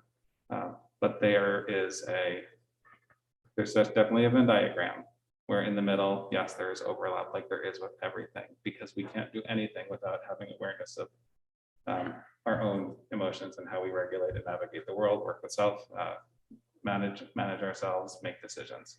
But they're not the same at all. And when you're looking at programs specifically, there are programs that really are dealing with social emotional learning. There aren't too many programs that are DEI focused, but there are also like character programs. And those are another different thing. So when we're talking about the importance of kindness and respect and everyone has value, yes, that is really important. It's something we believe to be true. But right now we need to develop common language around DEI so we can do that other work, because there's more to it than, yes, we just need to be nice and kind to everybody. So I'll stop there. If I could just add, I had read an article today that referred to DEI as the house, so to speak, and that SEL was sort of the tools, how to operate within that house. But until you've created the house, you don't have that space or the common language, like you're saying, within which to operate. Does that kind of? I like it. I love it, but I'm sure that people that are in the SEL research world would say that SEL is the house and DEI lives in. So just out of respect to them, it's whatever your lens and view is how you make sense of the rest of the world. Some people make sense of everything through SEL. Some might make sense of it through DEI. Some might make sense of it through none of the above. And that's okay. But something we know for sure, because we're hearing it from our students, we're hearing it from our staff, is we need to learn something about DEI so we can at least try to have a conversation without being afraid to have a conversation. Because our students that have graduated have told us loud and clear, I had a wonderful education. I was very prepared for just about everything except this part. I didn't know what to do here. And I think we have an obligation, and it's something we can do. And like I said, we have the talent to do. Thank you, Mrs. Best. Mr. Brown. Thank you. So sort of two questions, Chris, and one is going to Mrs. Worm's question about the survey design. And you mentioned that you would take different categories or groupings, and then you would look at whatever test results. If I'm understanding the actual design of that test, if your criteria is going to be grouping and you see disparities by group, then by definition, wouldn't that test indicate that it's those underlying characteristics are the cause? I mean, how do you take causation? Like we did here, math scores and we split it by men and women, and men do worse and women do better, then is it because I'm a man, I'm not as good at math? Like just that design, I don't see how you don't get to that result. So once you have the results with an equity audit, it's not end of story, that's the start. Okay. And the first thing you ask is, okay, why is this the case? So it's called the root cause analysis. And so typically with root cause, you might just put things that we know because of research, it might be this, it might be that. But what we do with the whole point of an equity audit, and we have some opportunity because our groups are going to be small, right? These subgroups are going to be smaller subgroups, which actually gives you an opportunity to get to someone's story faster, because we want to know the root cause of that person's story to help us have an understanding. And so we don't want to say it's causation. We want to understand if there's trends that exist and perpetuate themselves over time. And then ask, is there something that we're able to do about it within the scope of the school? Because schools can't do everything, but there are some things that we can do. Got it. I guess, the question, it's, and I probably don't know the answer now, but the initial reaction is that doing this by grouping, I'm not sure what that tells us as opposed to focusing on our individual students. It would be more important for us to help our individual students. That's kind of where the question is, but maybe I'll figure that out over time. The other thing is you had mentioned that you had an author who had certain ideas you liked and certain ideas you don't like. And I mean, I think we have an obligation in our schools to have a space where people can have their thoughts and ideas, and we can have, people's ideas can compete in the arena and fight it out. And that's how you learn how to It's an important skill we need to have our students learn over time. So without going to the question of, do we think, Ken's the best guy and Ken has the best point of view, like, I don't want to go to that question right now. But, I will note that there's been a lot of concern for the parents. So just keep that in the back of your mind for a second. So what concerns me from an oversight, from a board perspective, and what I'm struggling with, is I look back to Dr. Lamons, and we had Dr. Lamons come in. He was the best of the best of the best. Is that Dr. Lemons? Dr. Lemons. Yeah, oh, thank you. Sorry. Yeah. I just tried. Can I get school change? No, I didn't hear I can that. take this off, Ellen. I'd really be happy to do that. If you- Sorry. So Dr. Lamons came in and, he was touted and had great credentials. And a couple things happened over time, a few things. One was that I remember a particular slide where our committee had verbatim used the words from his website, completely accidentally, according to Dr. Lamons, which, was a little incredulous. But, that seemed a little strange. And then we had a very small vocal group that kind of developed that plan that we're still following, strategic plan. And as that plan's come out and it's become more known to the public, it really isn't what the public general throughout the town wants. It really reflects the views of a small group. And some of the stuff's not been well received. And we've heard people talking about the pause. And, I think there may be a reason, because I think some of the top items we're looking at aren't really reflective of where people's interests are. I think it's just a small coterie. And then I look at what we're doing right now with Ken, and I think it's the same thing. And my concern is he comes in, he does this stuff that we already know the parents, a large number of parents are alarmed about. It's the same thing. It's the same model we really had with Dr. Lamons, where he came in, did something a couple people thought was cool. But then when it got known to the broader public, it really wasn't what we're looking for here in town. So how do I, as a board member, have confidence that we're not going to go down that same road? I can You can come back. Or I want to go first. I would just respectfully disagree. I'll go back to just one thing here. Listen, every now and again, you got to look at the scoreboard, okay? Not continually all the time, but where are we on our journey together, whether it's with kids, groups of kids, or categories of kids, or whether it's achievement or whether it's participation. But the kids that are standing up here talking about what they're talking about, and other kids who are talking about things that they're not up here, that's what the culture and climate is of the schools, our schools. It's not what we want to just talk about, right? There's experiences that they have in that school building every single day, and some of them aren't great. And it's time we do something about it. And I would want this board, quite honestly, to step up and support this initiative. David, I just respectfully say that there couldn't be any more inclusive. There was no forced agenda. Yes, there was something on a website, okay? But Dr. Lemons is highly respected across the nation. You'll not get a better person who's more educated, who's highly thought of, again, across the nation, not just in Connecticut. And that process that the board went through was extremely inclusive. Like, you couldn't have a more inclusive process. It started with my entry plan interviewing people. It went to all these constituents. Yes, admittedly, and I don't blame people in the sense of, like, people signed up, they're doing their work and so on, and then getting tuned in at some point and maybe going, aha, wait a minute. I can understand that. That's a bit of a natural process. But this board too went through the process, had their input, supported it, voted for it. And it's a blueprint now. It's honestly, if you ask the staff, I think you would find that it's a real hopeful and inspirational document. And it's not just going to be an inspirational. I think you know that it's not going to, you're not going to let it. You wouldn't let me let it sit on a shelf and not do anything about it. It's and it'll be a live document. It'll be revised as we go. But Mr. Brown, I just say, like, I don't know what other inclusive process you could possibly implement in the district. I give the district and the board tremendous credit for the way it approached it. Yeah, but I mean, you bring up a good point. And again, this is part of what I'm struggling with, Dr. Adley, is that, yes, I voted for it. We all voted for it. But then over time, we find other things that wind up on Dr. Lehman's site, which concerned a lot of people in town.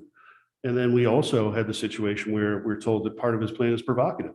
And if someone told me I was voting for something provocative, I might have had some more questions before I voted for it.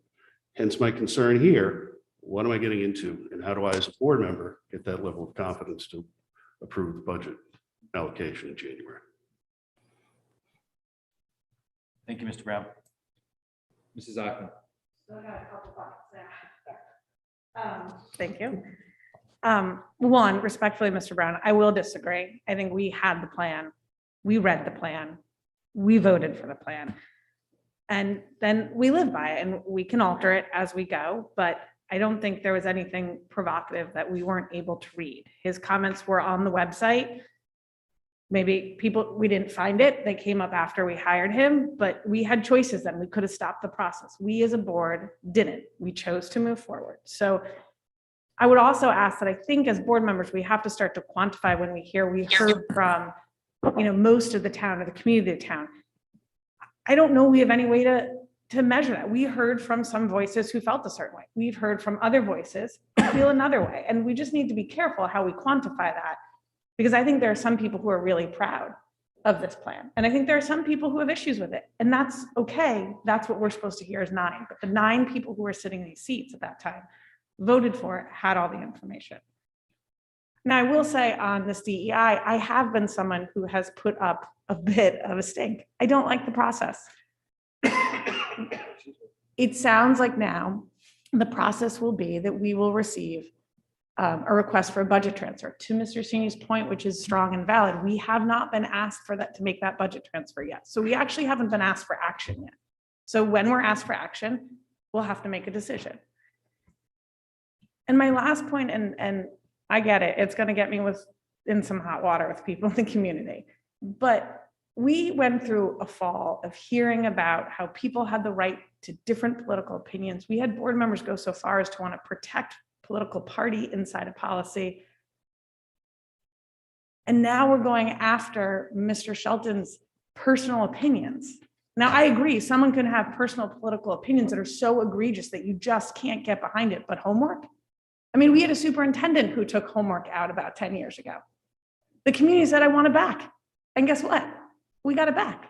So I feel like we have to we can't talk out of both sides of our mouths. Is anyone really surprised when we were sent an email that said that Mr. Shelton supported Black Lives Matter? That's not overly shocking to me. Like, I just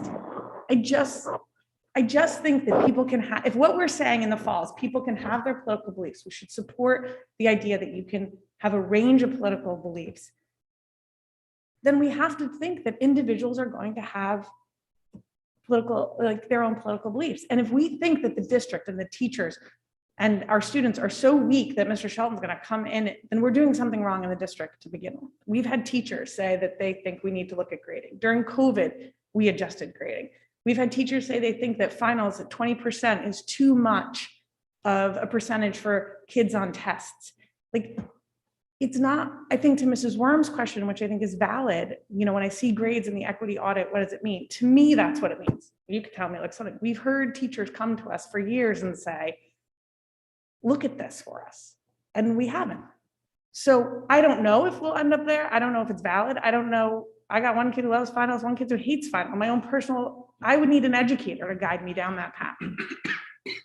But I'm just saying, I think that we need to be careful. Anyone we hire, we could start to go down and start to decide whether we agree with their political beliefs, short of something being, to me, really extreme. And for me, my own, like on either side, then I think that we need to just maybe take a deep breath.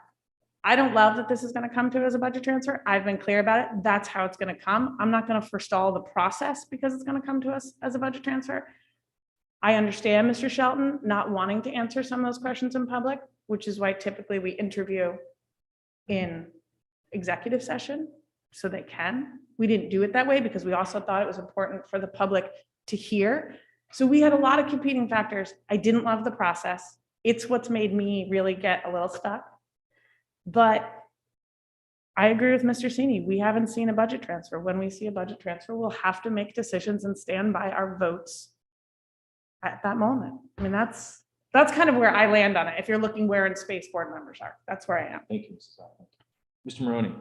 Yeah, so building on that, and agreed, we haven't seen, so putting on Captain Obvious hat, for me, I would just like to see what we're getting with our 40,000, lay it out, where, do we're never going to get to 100%, do get to 75, 80. Without it, are we at 15? Are we at 50? I mean, if I misheard, please correct me, but you did say that if we don't approve a budget transfer, he will still come to us with some sort of program without the additional 40K spend. Is that correct? So again, to help me as a board member, what do I get with that? Am I at 20% of what we hope to achieve versus the 80% what we, I think I need to help me get there of what we're missing and what we get for the spend. Thank you, Mr. Maroney.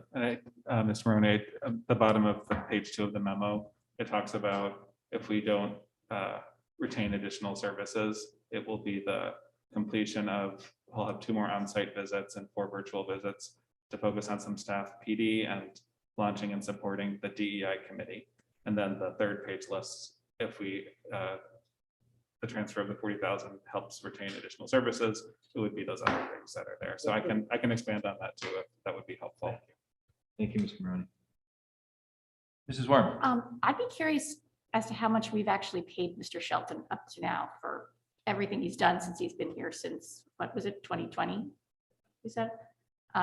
Just curious, is this going to be an ongoing, it's almost feeling like booster shots at this point, So right now he is contracted for $23,000, of which $7,000 has been expended this year. And he did a keynote presentation for us. I would need to confirm, but I believe it was either $1,500 or $1,800 last fiscal year. Mr. Cini.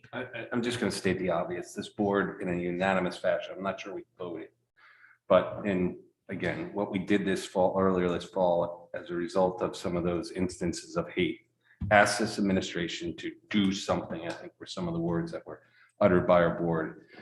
These professionals talked with experts in the field, are utilizing a resource that already exists in the district, which up until this point, until his name was uttered for a 2nd time or a 3rd time, it was caught on by some folks.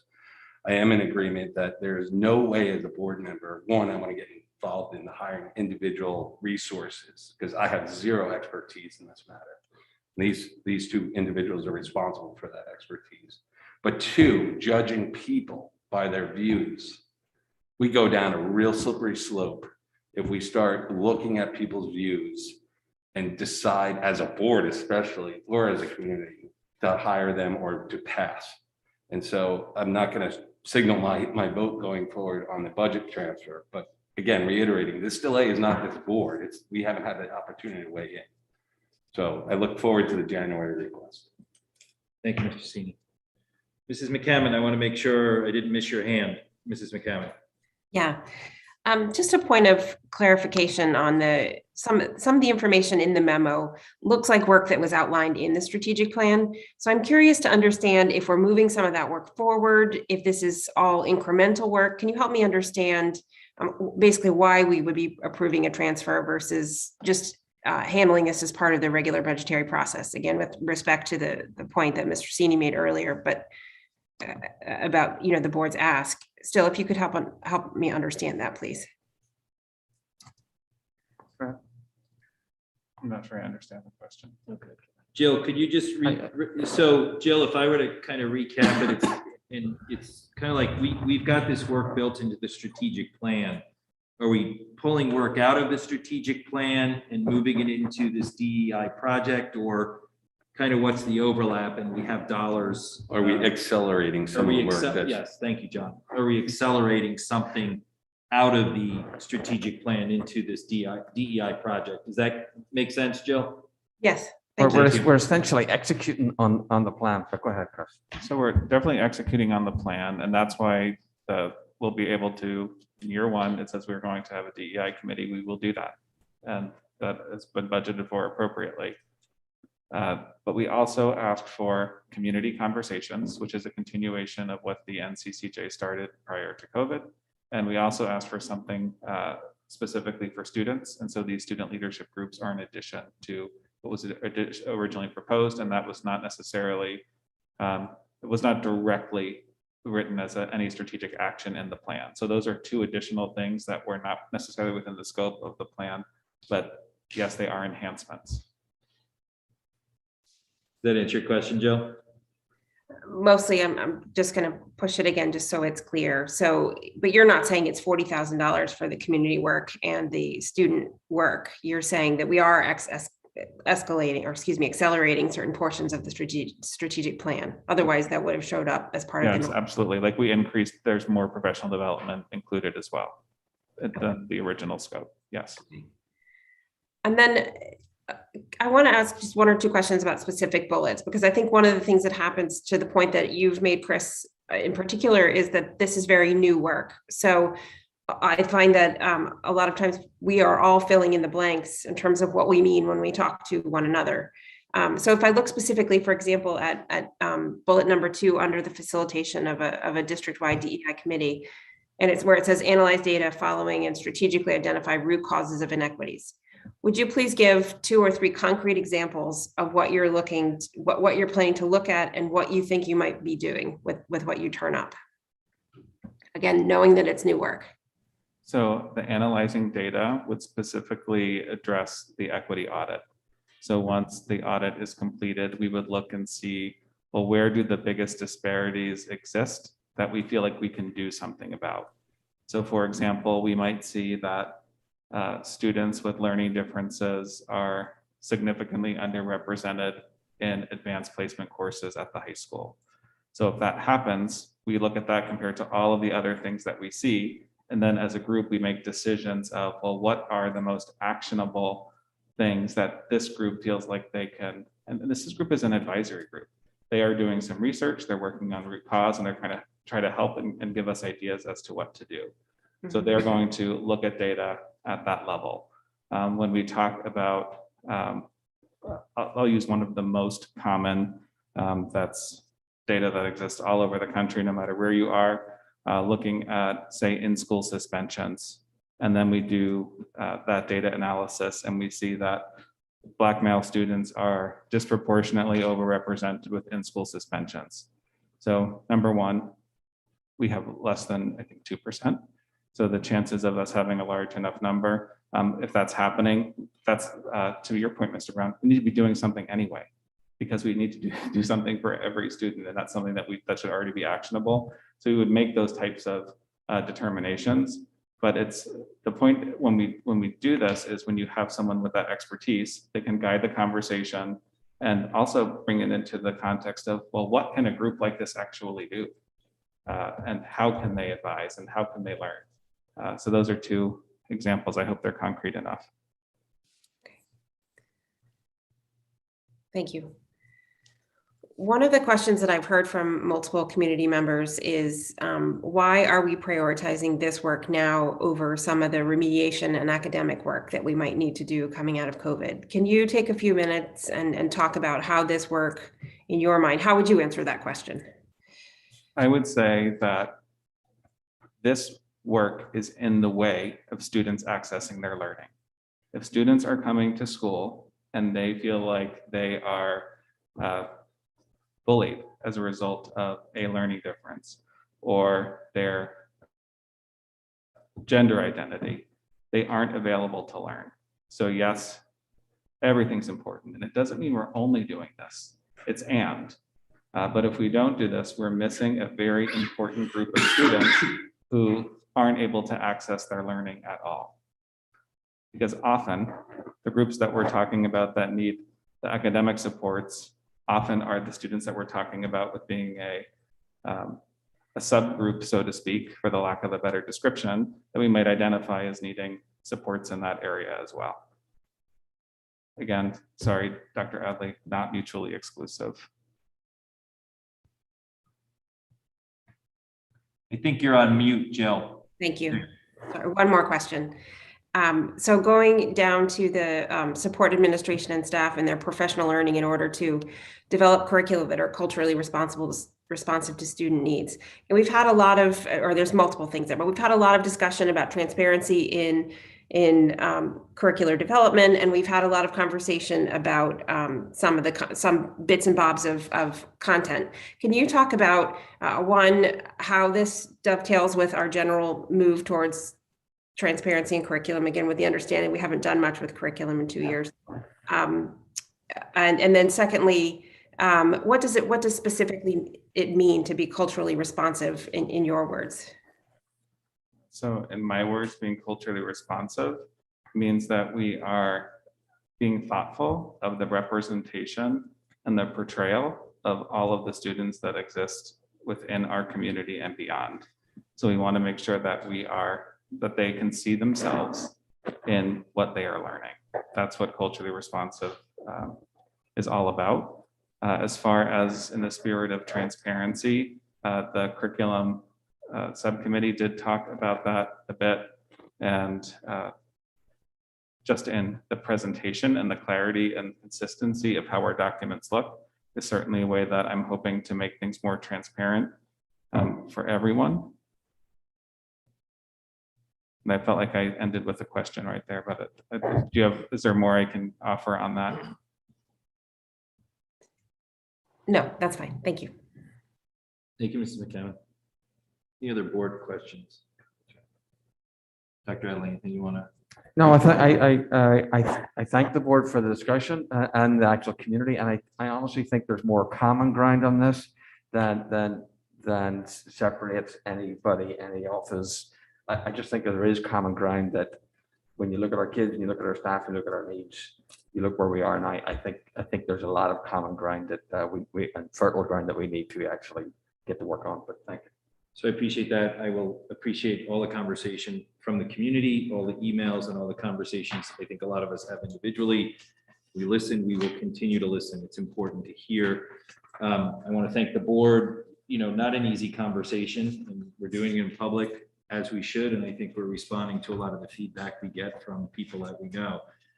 Chris, I want to thank you. I think you helped tee it up or bring it to the point of, we're in the driver's seat from a community standpoint around our values and what we want this to look like and what we feel we need our students to help our students with. And I think the most important thing is that we are listening to our students, and we need to continue to listen to our students.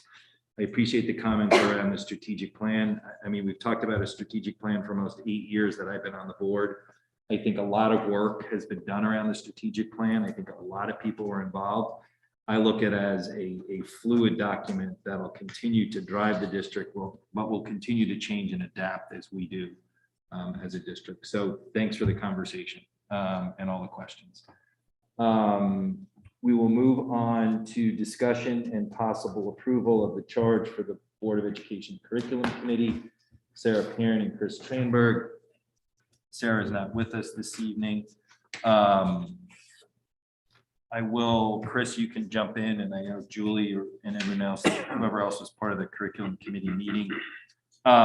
What we discussed, and we've discussed doing this with each of the subcommittees, is looking at a charge to define what that subcommittee is working on, also define the responsibility of that subcommittee when it does its work and making a recommendation to the board, much like the finance committee does its work of reviewing the finances and making sure they're in agreement and that the transfers are understandable and making that recommendation to the board. So the curriculum committee had a good conversation around a proposed charge that they wanted to move up to the board. And the charge is the responsibility of the curriculum committee is to review new curricula and courses, review new instructional programs, review current curriculum and curriculum updates, review data to determine curriculum effectiveness and student growth, and ensure policy alignment. Approving curriculum remains the responsibility of the full Board of Education. And the curriculum committee will provide recommendations to the board as appropriate. I think if you haven't seen the curriculum committee meeting, it is posted and you should go in and look at the link. We really kind of stepped it back to the beginning, and Mr. Tranberg made a presentation of kind of the overall structure and the people and the players that are involved in curriculum, and brought it back to the whole process of how curriculum works. It's been a little bit of a challenge, and I would say nothing much has been done with curriculum over the last 2 years other than trying to execute on the curriculum we have and deliver it through a pandemic. And there is curriculum that was approved and being implemented prior to Chris even coming on board. So hopefully as we move out of the pandemic and we have this curriculum committee set up and running, we'll get back to really the work of looking at curriculum. Mr. Tranberg, anything you wanted to add to that? No, well said. Okay, thank you. Julie? No, the only thing I would add is that in our discussion at the committee meeting, we did discuss the fact that this is the work that the board has always done. And Good point. most recently hasn't been done by a designated curriculum committee, subcommittee of the board, but that all of this has always been the practice of the board. Good, thank you. Good, so we'll move forward with a motion to approve the charge for the curriculum committee. Mr. Sini, second by Mrs. Ackman. All those in favor? That is unanimous with the folks around the table. Are you good, Jill? And thank you for all the work around that. And we look forward to the ongoing curriculum committee meetings. We'll move forward. Update first semester board master agenda, Dr. Adley. Yes, just the first semester calendar is there as it's recorded what we've done, and there's been minor modifications for it. I'm happy for the board to do a bit of reflection on it. If there's any changes, additions that you think we should add or subtract from it, but it reflects the work that we've done. Yes, Mr. Sini. Just one item that we still have to have follow-up on is the rights agreement in a meeting. Yes. Executive session committee meeting. Yes, thank you, Mr. Sini. Just Dr. Adley and I spoke about that last week, so we'll be getting that on an agenda item. It's a busy January, but Yeah, well, I didn't see it anywhere, so fit it in. Yep. What's the term? What was it? Well, I didn't hear. The lights agreement. Oh, the lights agreement. Yeah, so just wherever you can fit it. Yep. Thank you, Mr. Sini. Any other conversations about the first semester board master agenda? All right, again, discussion, any comments or thoughts, just let us know.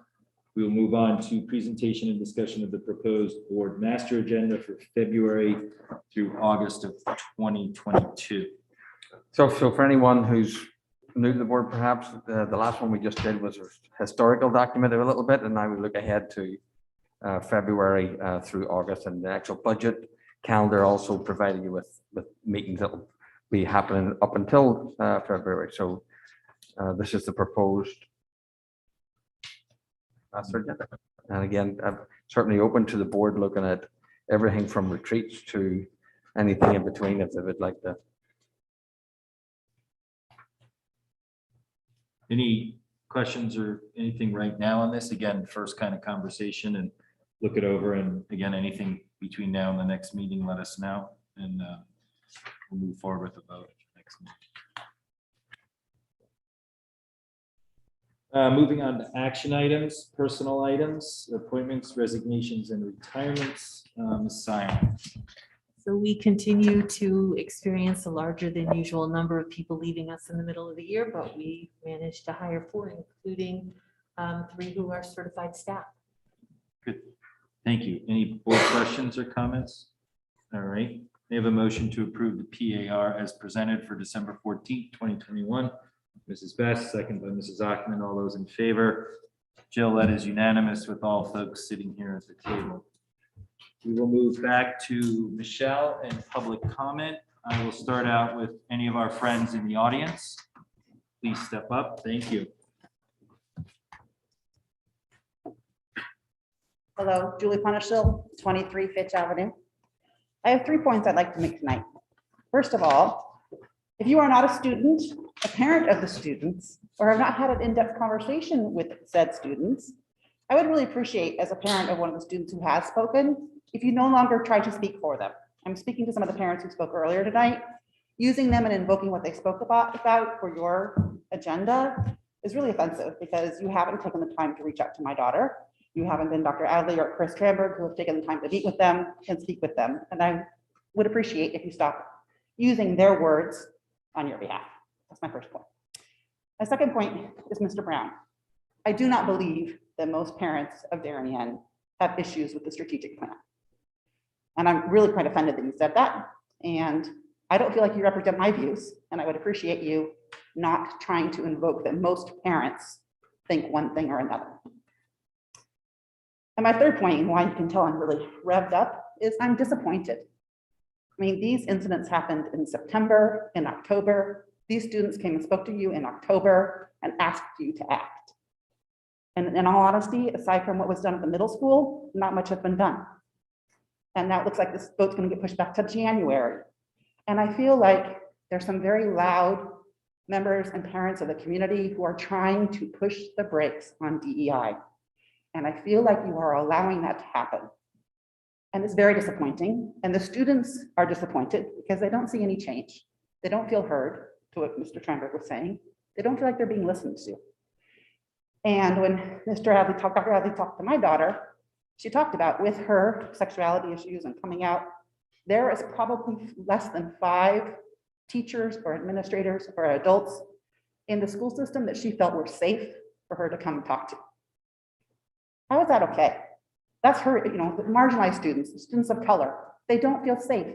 They don't feel like they can learn. And I'm just very disappointed that action has not started or is happening, and you're continuing to debate and delay. So thank you. Thank you for speaking. Stacey TA, 10 Clocks Lane.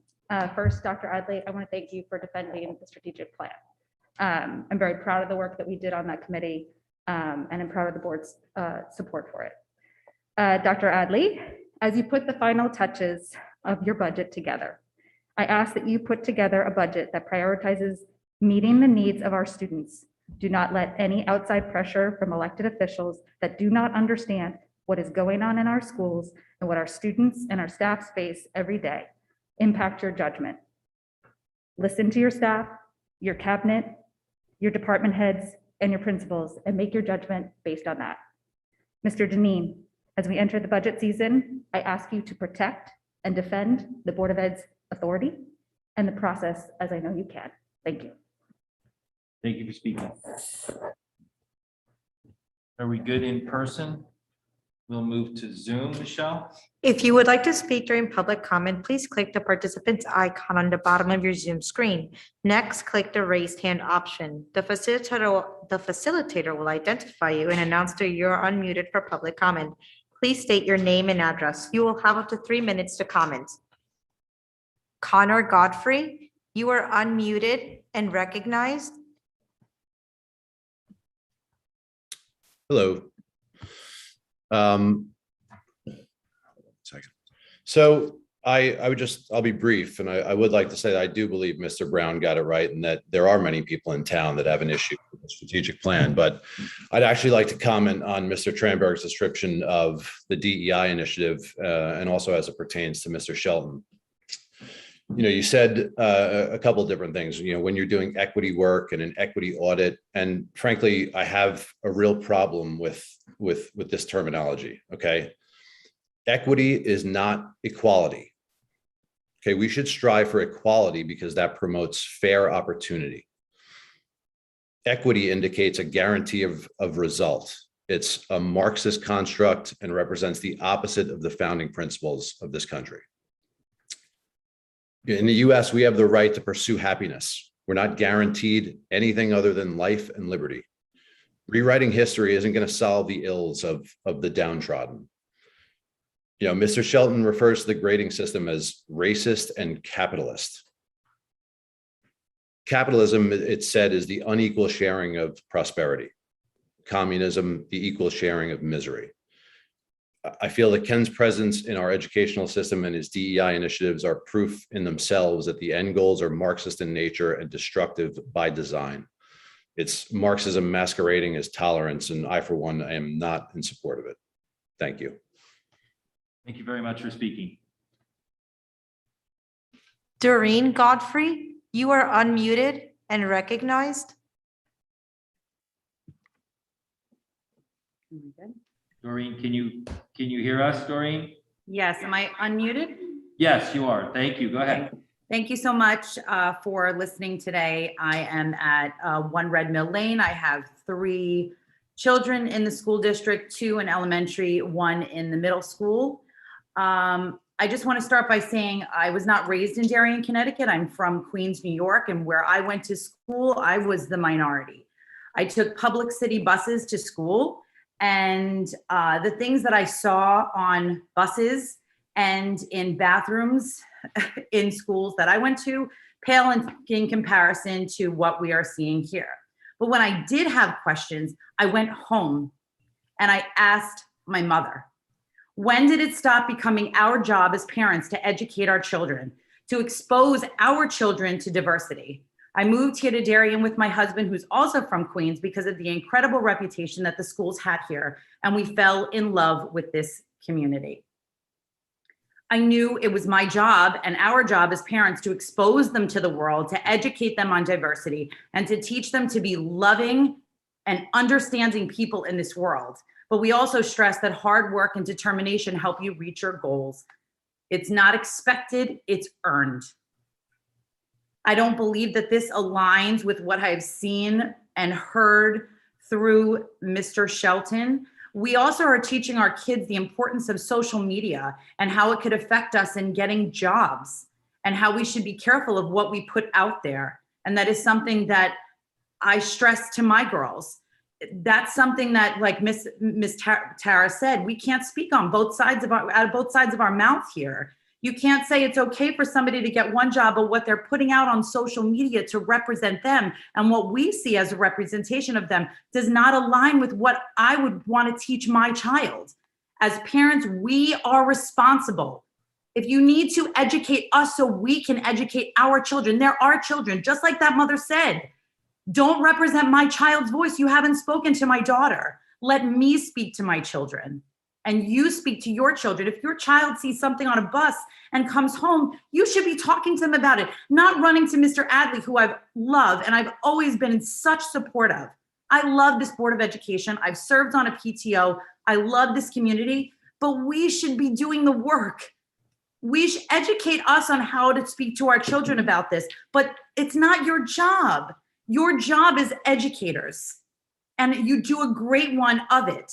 Teach our children what they need to know in the schools and let us have the conversations at home for our children. And I don't believe that what Ken Shelton is putting out there and what I see he represents is what I want to teach my child. Thank you. Thank you very much for speaking. Peter Mcginnis, you are unmuted and recognized.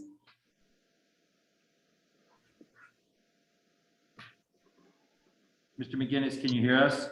I can hear you. Thank you so much. And I could not have said anything better than the Godfreys have just said. So I'd like to turn to another topic, which is open choice, and specifically Section 10-266 AA of the Connecticut General Statutes.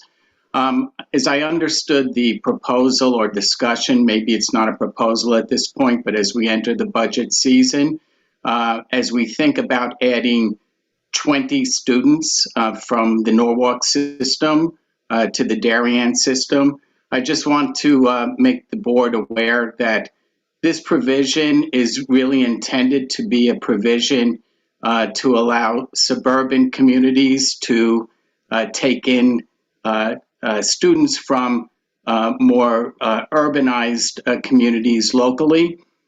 And that's because the suburban communities have a shortfall in terms of students. Two things. One is, I don't think we're going to have a shortfall of students as we project the new development that's happening in town. That's a very important fact I think that the board and the administration needs to consider. The second thing is, if we take in 20 students at the kindergarten level, what do we do next year? The kindergartners become first graders. We bring in a new set of 20 students, and so on, where we get a capacity of 260 students. 260 students, and we take $3,000 per student from the state, and those students cost us, let's assume, $23,000, not inflation adjusted. So we have a difference of 20,000 per student times 260 students over the entire life of the program. That's $5.2 million. The other thing too, that's a $5.2 million commitment that this system would be stuck with because we're not allowed to take those students and return them back to the Norwalk system. So in terms of budgeting and planning, I'm asking the administration to give this a present value cost of the entire program as it runs its way through our system. Not a 20-person count, but a 260-person count going into the future. You can discount it at present value, but let's be honest in the numbers. Thank you. Thank you again for speaking. Krista Carnes. Oops. Krista Carnes, you are unmuted and recognized. Krista, can you hear us? Yeah, I can. Great, go ahead. Thank you. Hi, I'm Krista Carnes. I'm at 40 Fitch Avenue, a very popular street, I guess. I'm just a little gobsmacked here. I really thought we were going to be, I mean, we're talking about Marxism, and yet we're also, there's talk that this is representative of a large part of this community. Mr. Brown mentioned that, these are not reflective of the interests of the majority of the school. Well, my interest is keeping people safe.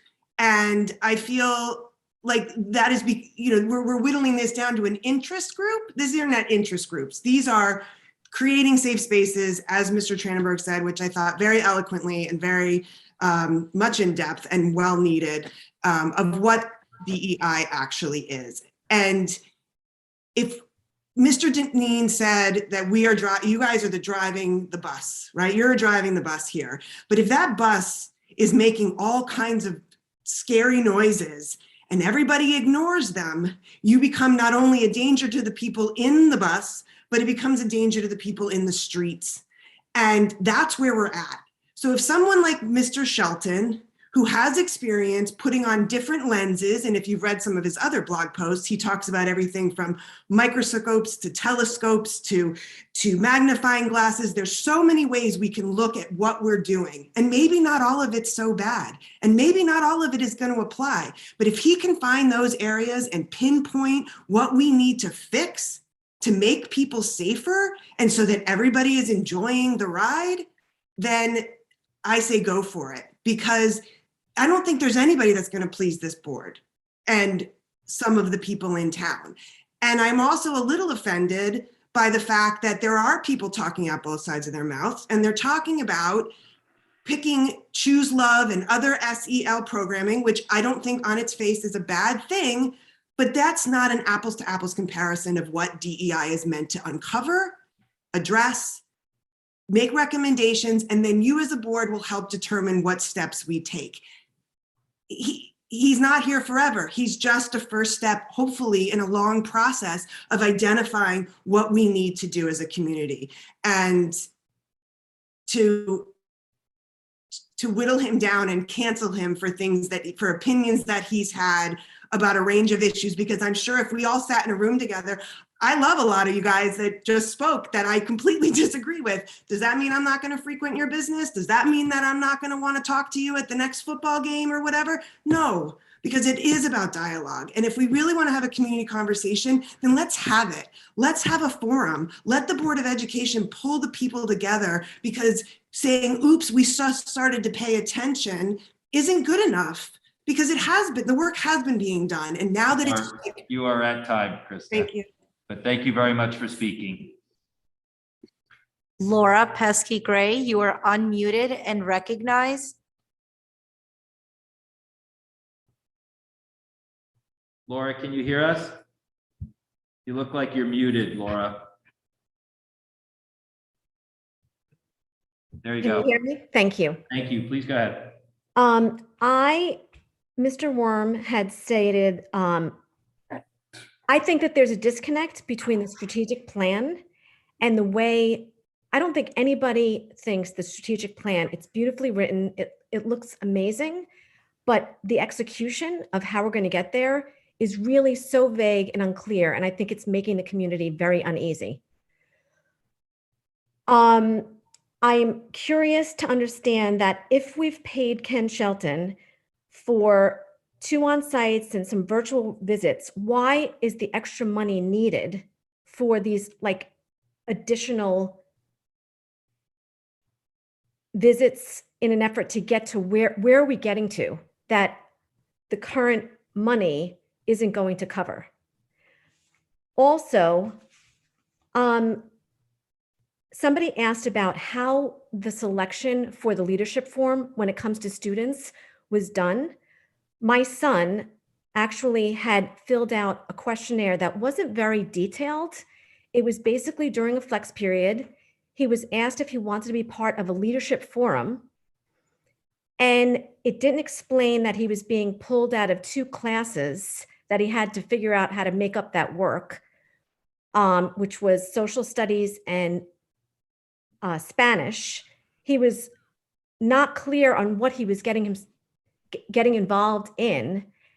And I just feel like the selection process for students, I would imagine, would be a range of diversity, right? Because that's the whole purpose of how do the diverse students feel about our community, correct? So I feel like the process of sending a questionnaire out to all students in the school, you're not really getting the exact pool of people that really have a voice and want to explain what the norms are and how they feel in the school. Do they feel welcome? And lastly, Jill brought up a really great point about transparency and cultural responsiveness. I don't feel that that's happening. And I think that I would feel more comfortable if things were more transparent and clear. And I understand and really appreciate her trying to get clarity on those things. I'm still not feeling clear on that. And lastly, You're almost at time, Laura. that's it. Thank you so much for listening and hearing me again. Thank you. Thank you for speaking. Have a good evening. There are no raised hands at this time. Great. Thank you all that participated in public comment. Again, on behalf of the board, happy holidays to everyone. And a big thank you again for our teachers and staff for all they've done to get us to the holidays. Everyone, please be safe and enjoy the holidays and happy holidays. We have a motion to adjourn. Mr. Sini, second by Mrs. Best. All those in favor, Jill, that is unanimous. Thank you.